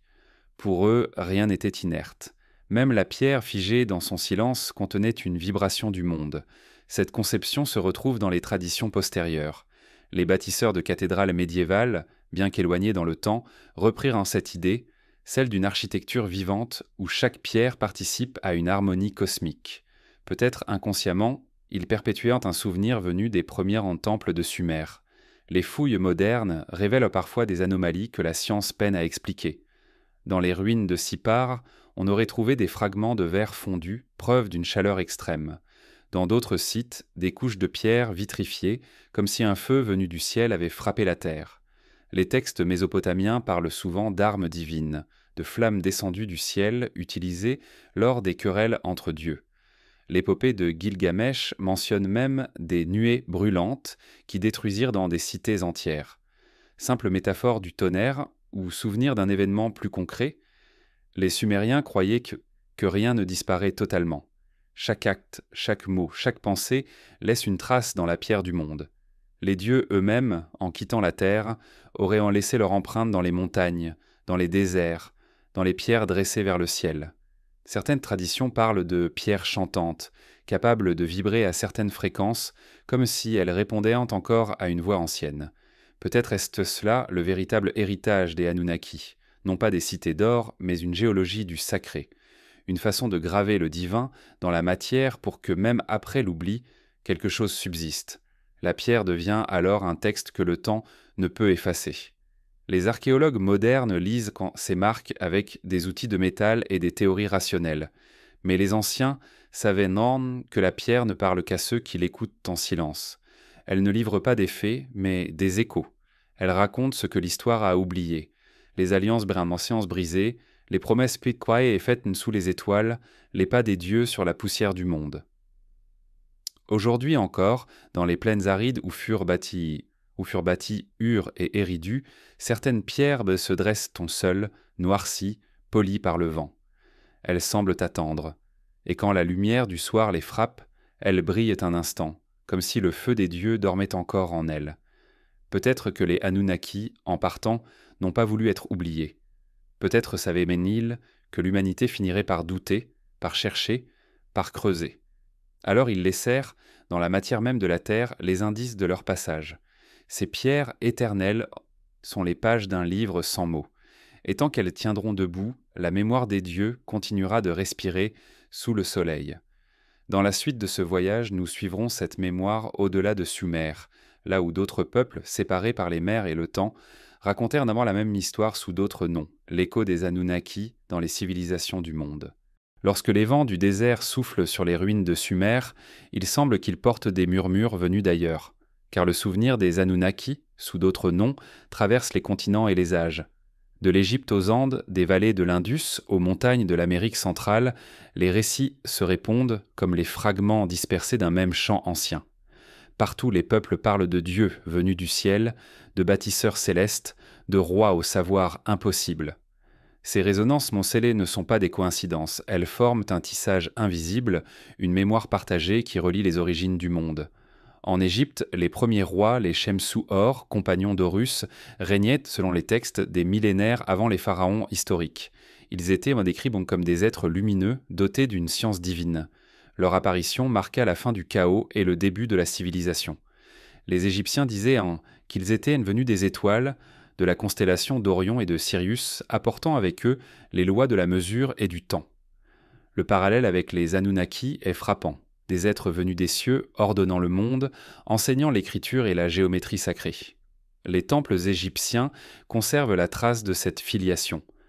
Dans les murs du temple d'Abydos, des hiéroglyphes gravés évoquent un temps antérieur où les dieux marchaient sur la terre. Les reliefs montrent des figures ailées, des disques solaires, des barques célestes, autant de symboles qui rappellent les représentations mésopotamiennes. Même la pyramide, par sa forme ascendante et sa fonction d'axe entre la terre et le ciel, semble prolonger la tradition des ziggourats, comme si le souvenir des temples sumériens avait voyagé, porté par les vents de l'histoire jusqu'aux rives du Nil. Dans la vallée de l'Indus, à des milliers de kilomètres de Sumer, les fouilles ont révélé des cités planifiées, dotées de réseaux hydrauliques et de systèmes d'égouts d'une sophistication étonnante pour leur époque. Mohenjo-Daro et Harappa témoignent d'une organisation rigoureuse, presque mathématique. Là encore, les mythes parlent d'êtres descendus du ciel, les Devas et les Asuras, en lutte pour le contrôle de la terre. Les textes védiques racontent qu'ils voyageaient dans des vimanas, des chars volants faits de métal et de feu. Ces descriptions, troublantes de précision, rejoignent les récits mésopotamiens des trônes célestes et des chars de feu des dieux. Les Védas décrivent aussi une caste de sages, les rishis qui reçurent la connaissance directement des dieux. Ils ne l'inventèrent pas, ils l'entendirent. Ce savoir, transmis oralement, devint la base des sciences spirituelles de l'Inde, l'astronomie, la médecine, la musique, la méditation. Là encore, on retrouve l'idée d'un enseignement venu d'ailleurs, offert à l'humanité dans un temps oublié. Dans les hauts-de-terre d'Amérique du Sud, les Incas racontaient que leurs ancêtres avaient été instruits à Caen par Viracocha, le dieu à la barbe blanche venu des étoiles. Il émergea des eaux du lac Titicaca après un grand déluge et enseigna aux hommes à bâtir, à cultiver, à compter le temps. Puis, sa mission accomplie, il repartit vers la mer, promettant de revenir. Ces récits rappellent étrangement la figure d'Enki, surgissant des eaux de l'Abzu pour offrir la sagesse avant de disparaître. Même la promesse du retour se répète comme un refrain éternel. À Teotihuacan, la cité où les hommes deviennent des dieux, les pyramides du soleil et de la lune sont alignées sur les étoiles, tout comme les temples mésopotamiens. Les Aztèques affirmaient que cette cité avait été bâtie par des géants avant leur ère. Au Pérou, les lignes de Nazca tracent sur le désert d'immenses figures visibles seulement depuis le ciel. Des oiseaux, des singes, mais aussi des formes géométriques parfaites. Pistes, croisements, spirales. Nul ne sait à quoi elles servaient, mais certains y voient des offrandes adressées aux dieux du firmament, des signaux pour le retour des maîtres célestes. En Grèce, les mythes reprennent le même motif. Les titans, êtres puissants venus avant les dieux de l'Olympe, enseignèrent aux hommes les arts et la métallurgie. Prométhée, le porteur du feu, rappelle Enki. Il défie Zeus pour offrir à l'humanité la lumière de la connaissance. Pour ce geste, il est puni, enchaîné sur un rocher, symbole de la souffrance éternelle de celui qui a voulu éclairer les hommes. Là encore, le même thème, le savoir interdit, la rébellion du bienveillant contre le pouvoir du ciel. Dans les légendes sumériennes, comme dans celles du monde entier, les dieux s'unissent parfois aux hommes. De cette union naissent des demi-dieux, des héros, des rois au sang mêlé. Les traditions hébraïques parleront des Néphilim, ceux qui sont tombés du ciel, descendants des fils de Dieu et des filles des hommes. En Égypte, les pharaons se disaient enfants de Ré. En Mésopotamie, les rois étaient des Tquehuitl nés du ciel. Cette idée d'un sang divin traversant les lignées royales semble universelle, comme si l'humanité avait voulu préserver dans certaines familles la trace de ses créateurs. Mais pourquoi ces mythes, séparés par des océans, racontent-ils la même histoire ? Comment expliquer que des peuples qui ne se connaissaient pas aient évoqué les mêmes symboles, les mêmes figures, les mêmes promesses ? L'hypothèse la plus simple serait celle d'une mémoire partagée, d'un archétype commun enraciné dans l'esprit humain. Mais peut-être s'agit-il de plus que cela. Peut-être ces récits conservent-ils le souvenir réel d'un âge oublié, d'une présence ancienne qui aurait façonné les premières civilisations. Des chercheurs modernes ont tenté de retracer ce fil. Certains ont noté que les anciennes cartes stellaires de Sumer, d'Égypte et de Chine montrent des correspondances étonnantes. Les mêmes constellations, les mêmes divisions du ciel. Comme si une science commune avait traversé le monde avant que les continents ne se séparent culturellement. Peut-être les gardiens du savoir, disciples des Anunnaki, ont-ils voyagé, portant avec eux les lois du ciel, enseignant sous d'autres noms ce qu'ils avaient appris des dieux. Même les monuments semblent se répondre. La pyramide de Gizeh, la ziggourate de Ur, la pyramide du soleil à Teotihuacan, Les temples cambodgiens d'Angkor, Mokpui Urech, tous sont construits selon des proportions semblables, alignés sur les étoiles. Leurs axes pointent vers des Orion, Sirius ou les Pléiades. Ce réseau invisible reliant la pierre à la lumière pourrait être la trace d'un savoir commun, transmis de génération en génération. Dans certaines traditions ésotériques, on dit que ces lieux forment les points d'ancrage du ciel sur la terre, des nœuds d'énergie reliant le monde visible à l'invisible. Les Anunnaki auraient bâti les premiers et les civilisations suivantes n'auraient fait que prolonger leur œuvre. Chaque temple, chaque pyramide, chaque cercle de pierre serait un rappel de la première alliance. Mais le souvenir s'est effrité. Ce qui fut science est devenu mythe, ce qui fut mémoire est devenu légende. Pourtant, dans le cœur de l'homme, le même appel demeure, celui du ciel. Les peuples ont changé, les langues se sont multipliées, mais tous continuent de lever les yeux vers les étoiles, cherchant là-haut le visage perdu de leurs anciens maîtres. Peut-être que ces échos ne sont pas le fruit du hasard, mais le langage même du monde, une mélodie oubliée qui réapparaît à travers les âges. Si les Anunnaki furent d'avoir les premiers à en jouer les notes, alors l'humanité n'a fait depuis que répéter leurs chants, avec d'autres mots, d'autres sons, mais la même nostalgie. Leur trace se lit dans la pierre, mais aussi dans nos mythes, dans nos rêves, dans cette intuition que nous ne sommes pas seuls et que notre histoire a commencé bien avant nos mémoires.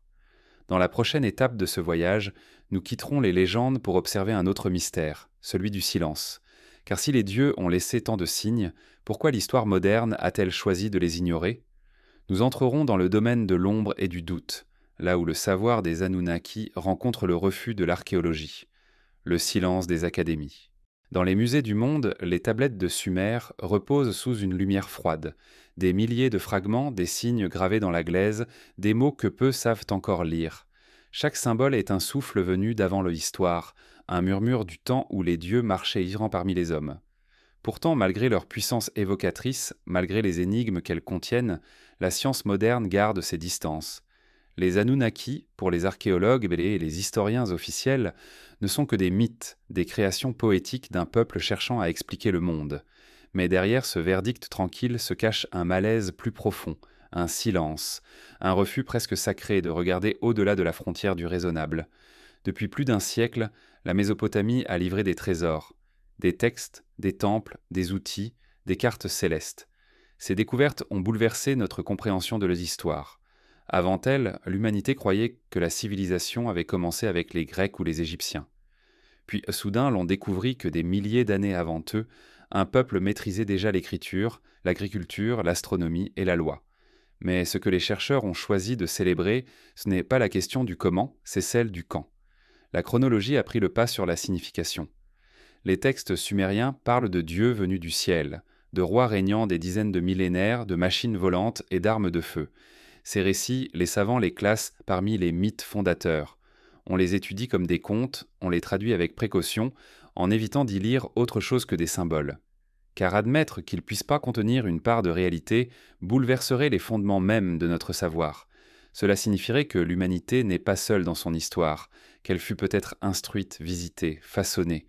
Et ce simple mot « peut-être » suffit à ébranler des siècles de certitudes académiques. Le silence des institutions n'est pas seulement un refus intellectuel, il est une forme de protection.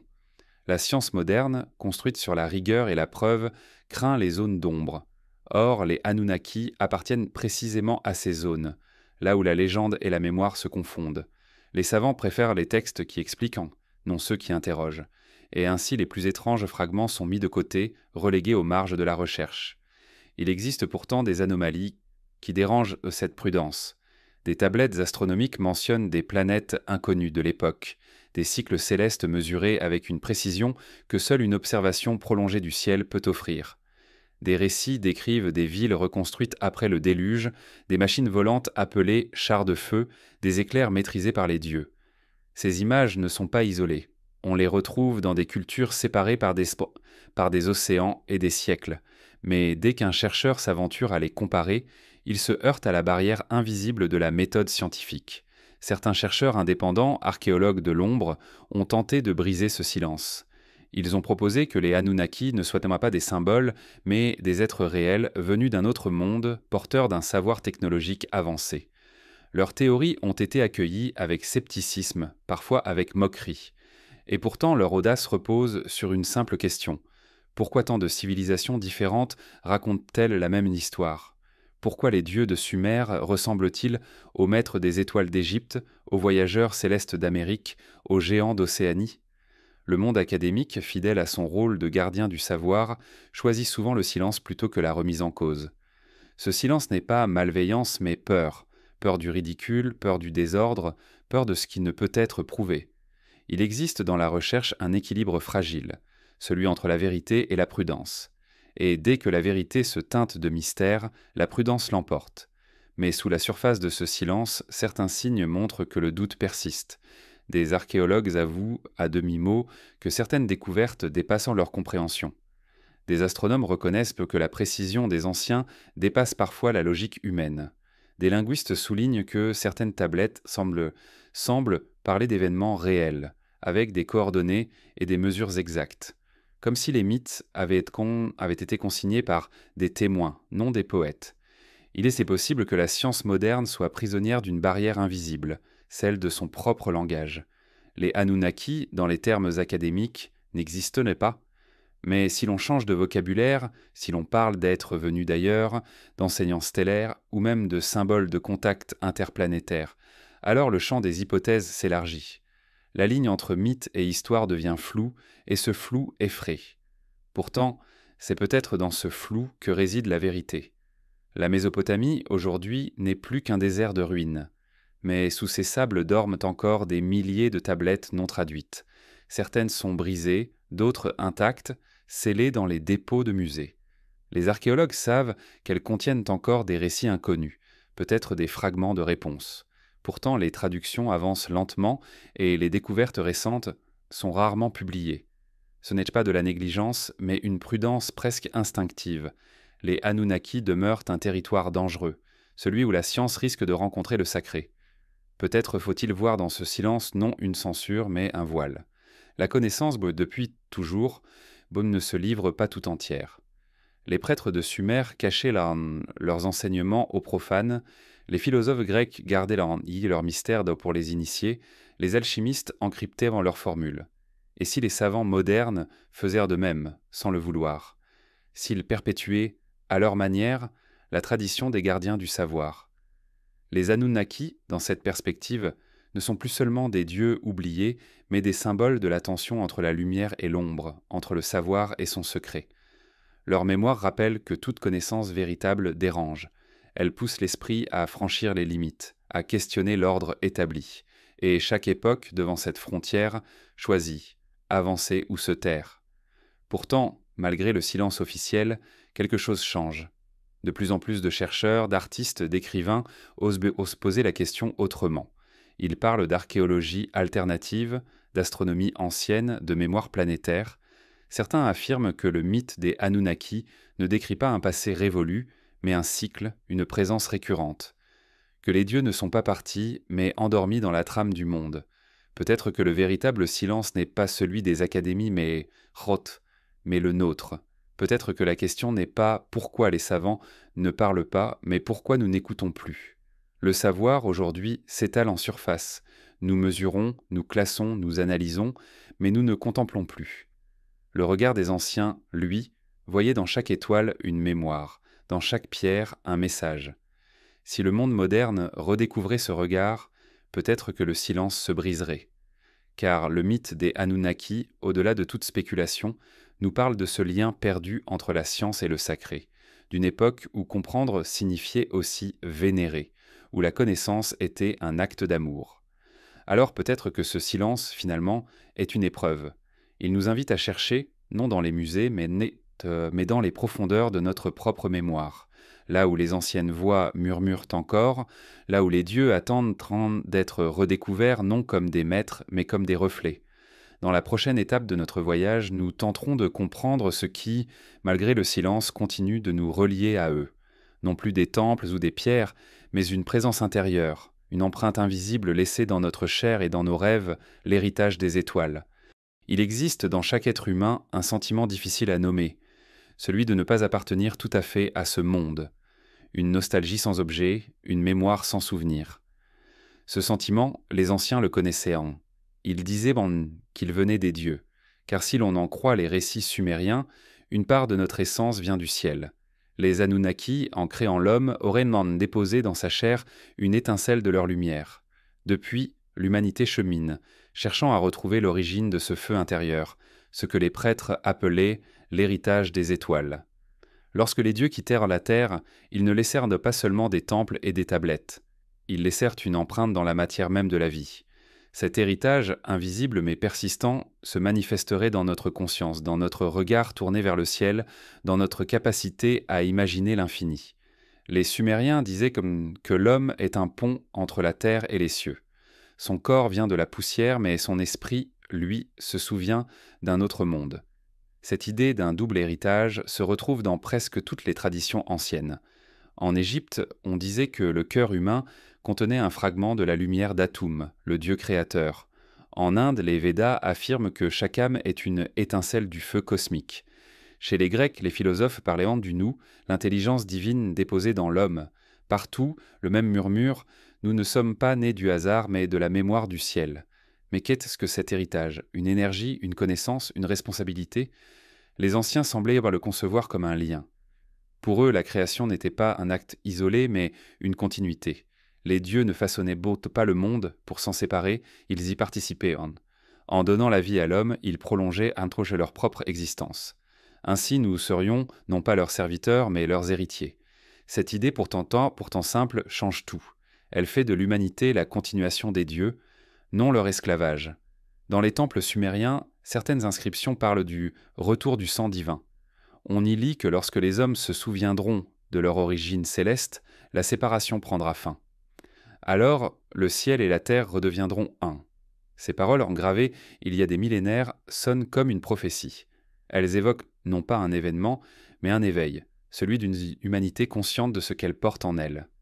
Peut-être que cet héritage ne se manifeste pas dans les os ni dans les gènes, mais dans les rêves. Depuis toujours, l'homme regarde les étoiles avec le même vertige. Il y voit des chemins, des demeures, des promesses.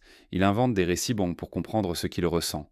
Cette fascination n'est pas seulement poétique, elle est instinctive, comme si quelque chose en nous reconnaissait, dans la lumière lointaine des constellations, le souvenir de sa propre origine. Les anciens appelaient en cela le chant du ciel. Ils pensaient même que les étoiles émettaient une musique que seuls les êtres éveillés pouvaient entendre. Les prêtres astronomes de Sumer observaient le ciel non pour le mesurer, mais pour écouter son rythme. Ils disaient que chaque âme humaine vibrait à l'unisson avec une étoile.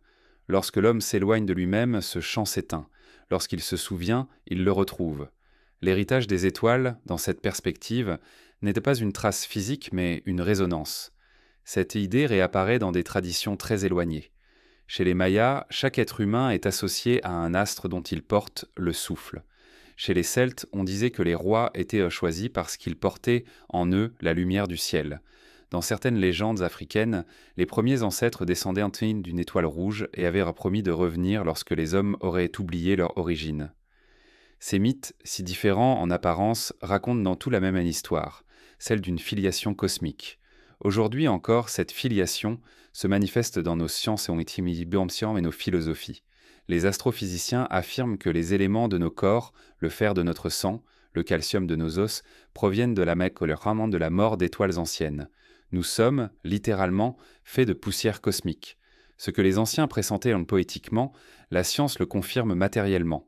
Le ciel n'est pas seulement au-dessus de nous, il est en nous. Mais si nous portons les étoiles dans nos cellules, pourquoi avons-nous oublié leur chant? Pourquoi la mémoire s'est-elle effacée? Peut-être parce que le lien s'est affaibli, englouti sous les siècles de peur et de séparation.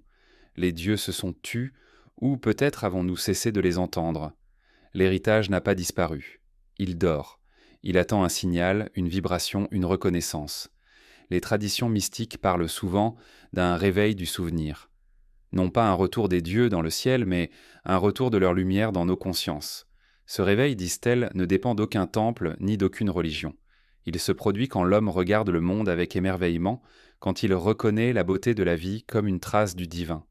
À cet instant, il devient à nouveau ce qu'il a toujours été, un fils du ciel, un être de passage portant la mémoire des étoiles. Dans les textes mésopotamiens tardifs, un passage mystérieux mentionne le jour où la lignée du ciel se relèvera. Il ne s'agit pas d'une prophétie apocalyptique, mais d'un retour symbolique. Ce jour, disèrent les scribes, viendra lorsque les hommes auront redécouvert le langage des dieux, non celui des mots, mais celui des vibrations, de l'équilibre, de l'unité, le même que les prêtres d'Éridu enseignaient dans le silence de leur temple. Cet héritage ne se manifeste pas toujours dans la grandeur, mais souvent dans le fragile, dans la compassion, dans la créativité, dans la capacité à aimer sans raison. Les Sumériens disaient qu'Enki, en mêlant son essence à la poussière, avait donné à l'homme le plus grand des dons, la conscience de la beauté. C'est ce qui le distingue des autres créatures, ce qui le relie encore au divin. Chaque fois que l'homme contemple un lever de soleil, qu'il crée une œuvre, qu'il rêve d'un monde meilleur, il répond à cet héritage. Peut-être les Anunnaki n'ont-ils jamais voulu être adorés, peut-être leur but n'était pas de fonder une religion, mais de semer une mémoire. Ils savaient en mots que le savoir se perd, mais que l'intuition survit. Alors, ils ont laissé dans le cœur de leur créature un code silencieux, celui du souvenir. Et ce code, depuis, pulse dans la conscience humaine comme une étoile qui refuse de s'éteindre. Les civilisations changent, les dieux se transforment, mais le regard vers le ciel demeure le même. Ce regard est l'acte le plus ancien de l'humanité. Il est la preuve que, malgré la distance, le lien n'a jamais été rompu. Peut-être que ce que nous appelons spiritualité n'est rien d'autre que cette tentative de reconnexion avec notre origine céleste. Dans cette lumière, l'héritage des étoiles n'est pas un mystère à résoudre, mais une invitation à se souvenir. Il nous rappelle que la connaissance ne se trouve pas seulement dans les livres, mais dans le silence, dans la contemplation, dans l'émerveillement. C'est là que les anciens dieux parlaient, et peut-être, dans ce silence intérieur, leurs voix se font encore entendre. Non plus comme des ordres ou des révélations, mais comme une présence douce et constante, un souffle qui nous pousse à chercher, à créer, à aimer. Car c'est ainsi que se perpétue l'héritage. Non par la domination, mais par la lumière partagée. Dans la dernière étape de ce voyage, nous irons au bout de cette promesse. Car si les dieux ont laissé leur empreinte dans nos âmes, peut-être ont-ils aussi laissé une trace dans le temps à venir, l'annonce d'un retour, non de conquérants, mais de frères, le retour annoncé. Il existe au fond de tous les récits anciens un murmure persistant, celui d'un retour. Les Anunnaki, disaient Larsan, les prêtres de Sumer, ne sont pas partis pour toujours. Ils reviendront quand les étoiles se remettront à parler le langage du commencement. Cette promesse gravée dans la mémoire des hommes a traversé les millénaires. Elle s'est transformée, parfois déformée, mais elle n'a jamais disparu. Elle réapparaît dans les prophéties, les textes sacrés, les visions des sages. Toujours la même idée. Un cycle s'achève, un autre commence, et avec lui, les dieux reviennent. Mais le mot « retour » n'a pas toujours la même signification. Pour certains, il évoque une descente réelle, une réapparition céleste, le retour physique de ceux venus d'ailleurs. Pour d'autres, plus nombreux et plus discrets, ce retour est intérieur, silencieux. Les dieux ne reviennent pas du ciel. Ils se réveillent dans la conscience humaine. Peut-être ces deux lectures ne s'opposent-elles pas, mais se complètent, car dans l'univers des anciens, le visible et l'invisible n'étaient qu'une seule réalité. Les Sumériens disaient que le temps est un cercle. Ce qui s'est produit une fois se reproduira, mais jamais de la même manière. Chaque retour est une variation du premier. Nibiru, la planète manquante, symbolisait ce mouvement cyclique. Lorsqu'elle réapparaît dans les cieux, disaient-en les scribes, les dieux franchissent à nouveau le seuil des mondes. C'est le signe d'un renouveau, mais aussi d'un jugement. L'heure où les anciens liens se resserrent ou se rompent. Dans certaines tablettes, on trouve une phrase étrange. « Quand l'or du ciel brillera à nouveau sur la mer, alors les dieux reviendront. » Les interprétations variantes. Pour les uns, il s'agit d'une référence astronomique, pour d'autres, d'un symbole de conscience. L'or du ciel serait la lumière retrouvée de l'esprit humain, l'éveil de la mémoire divine. Lorsque cette lumière sera assez forte, les mondes se rejoindront à nouveau. L'idée d'un retour des maîtres célestes n'est pas propre à Sumer. Elle traverse toutes les traditions. En Égypte, on parlait du retour de Ré à la fin des âges. Dans les textes hindous, Vishnu descend sous diverses formes chaque fois que le monde s'éloigne du Dharma, l'ordre cosmique. Chez les Mayas, Kukulkan, le serpent ailé, devait revenir lorsque le cycle du temps se refermerait. Et dans la Bible, la promesse du retour du Fils de l'homme résonne du même écho, celui d'un recommencement, d'une alliance renouvelée entre le ciel et la terre. Mais si ces récits disent bon vrai, Si le retour n'est pas seulement un mythe, à quoi ressemblerait-il? Les anciens ne parlaient pas d'un événement spectaculaire, mais d'un basculement. Le monde, disaient-ils, serait préparé sans le savoir. Les signes se manifesteraient dans les cieux, mais aussi dans le cœur des hommes. Les frontières entre le visible et l'invisible se dissoudraient peu à peu, comme si le monde matériel redevenait perméable à la présence du divin. Certains textes babyloniens mentionnent le grand réveil, un temps où les hommes commenceraient à se souvenir de leur origine céleste. Ce souvenir d'abord confus deviendrait une conscience collective. Les dieux ne descendraient en pas, c'est l'humanité qui s'élèverait.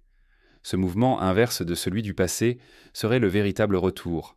Car si autrefois, le ciel était venu sur la terre, le temps viendrait où la terre rejoindrait le ciel. Ce thème se retrouve dans les mystères gnostiques, dans les écrits alchimiques et dans les traditions ésotériques de toutes les époques. Les initiés parlaient d'un retour de la lumière. Ils affirmaient également que l'humanité traverse des cycles d'oubli et de mémoire. Quand la matière devient trop lourde, trop sombre, la lumière s'éloigne. Mais lorsque les cœurs s'ouvrent à nouveau, la lumière revient, non pas comme un phénomène extérieur, mais comme une vérité retrouvée. Peut-être les Anunnaki ne reviendront-ils pas dans des vaisseaux, mais dans le souffle de nos pensées, dans la redécouverte d'un savoir perdu, car ce qu'ils avaient laissé à l'humanité n'était pas une technologie, mais une conscience. En nous éveillant, nous les faisons revenir. Leur héritage, enfoui dans notre esprit, attend d'être activé. Le véritable retour serait alors celui de la mémoire, Pantramor, la réapparition de cette part de nous qui sait encore d'où elle vient. Mais il existe aussi une dimension plus cosmique à cette prophétie. Les Sumériens croyaient que l'univers est vivant, que les planètes dans ce sens sont des êtres et que leurs mouvements reflètent non pas la respiration du cosmos. Lorsque certains alignements célestes se reproduisent, les portes entre les mondes s'ouvrent. Ce moment, appelé le passage de Nibiru, symbolise l'union des cycles, le moment où le temps humain rejoint le temps divin. Dans ce passage, les voix du passé peuvent à nouveau être entendues. Certains chercheurs modernes ont vu dans cette vision une métaphore des grands tournants de l'histoire. Les retours des dieux correspondraient au moment où l'humanité franchit un seuil de conscience, la découverte du feu, l'écriture, la science, la conquête du ciel. Chaque progrès, chaque illumination serait une visite invisible des Anunnaki, un rappel de leur promesse « Nous serons avec vous jusqu'à ce que vous sachiez que vous êtes des nôtres ». Si cette interprétation est juste, alors le retour n'est pas à venir, il est déjà en cours. Il s'exprime dans la quête de sens, dans le regard tourné vers les étoiles, dans la recherche d'une harmonie perdue. Les temples modernes ne sont plus de pierre, mais faits de pensée, de rêves, d'interconnexion. L'humanité, par la science et la conscience, recrée lentement ce que Sumer appelait la maison du lien entre le ciel et la terre. Mais il reste un dernier mystère, celui du silence. Car si les dieux reviennent, pourquoi ne se montrent-ils pas? Peut-être parce qu'ils n'ont jamais été absents. Les anciens disaient que les dieux ne partent pas, ils changent de forme. Parfois ils sont dans le vent, parfois dans la lumière, parfois dans la voix d'un homme qui se souvient. Leur présence est subtile, dissimulée dans les coïncidences, les inspirations, les rêves. Ils n'ont pas besoin de descendre du ciel, car le ciel vit déjà en nous. Le retour des Anunnaki, dans cette lumière, n'est pas celui d'une domination, mais d'une réunification. C'est la fin d'un long exil, non des dieux, mais de l'humanité. Car depuis le départ des Anunnaki, l'homme marche à la recherche de son origine. Il a construit des empires, élevé des temples, sondé les cieux, mais il ne trouve la paix que dans la reconnaissance de ce qu'il porte déjà, la flamme des dieux. Le retour peut-être n'est rien d'autre que cette reconnaissance partagée. Le moment où l'humanité comprend que les Anunnaki n'étaient pas des maîtres étrangers, mais ses propres ancêtres, physiques, spirituels ou symboliques. À cet instant, la séparation s'efface. Le ciel et la terre, longtemps divisés, respirent à nouveau ensemble. Les tablettes disent « Ce qui fut scellé sera révélé ». Peut-être parlent-elles de cela, non d'un événement futur, mais d'une vérité qui s'ouvre lentement à mesure que les hommes apprennent à voir sans peur. Le retour des dieux, dans ce sens, est une illumination collective. Ce n'est pas un bruit dans le ciel, mais un silence intérieur qui s'éclaire. Et si un soir les étoiles semblent plus proches, si leur lumière paraît nous regarder, ce n'est pas un signe d'invasion, mais de mémoire retrouvée, car les dieux ne descendent plus, ils se souviennent à travers nous. Le cycle s'achève ainsi, non dans le tonnerre, mais dans la conscience. L'histoire des Anunnaki n'est pas celle de Dieu venu d'ailleurs, mais celle d'une humanité qui, lentement, retrouve sa propre divinité. Les temples, les pierres, les textes, tout cela n'était qu'un miroir. Dans ce miroir, les dieux se contemplaient et ce qu'ils voyaient, c'était nous. Alors peut-être le retour est-il déjà là, non pas dans les cieux, mais dans la lumière tranquille de ceux qui se souviennent, ceux qui regardent les étoiles non pour prier, mais pour reconnaître un reflet. Le même éclat, ancien et familier, celui de la première aurore du monde.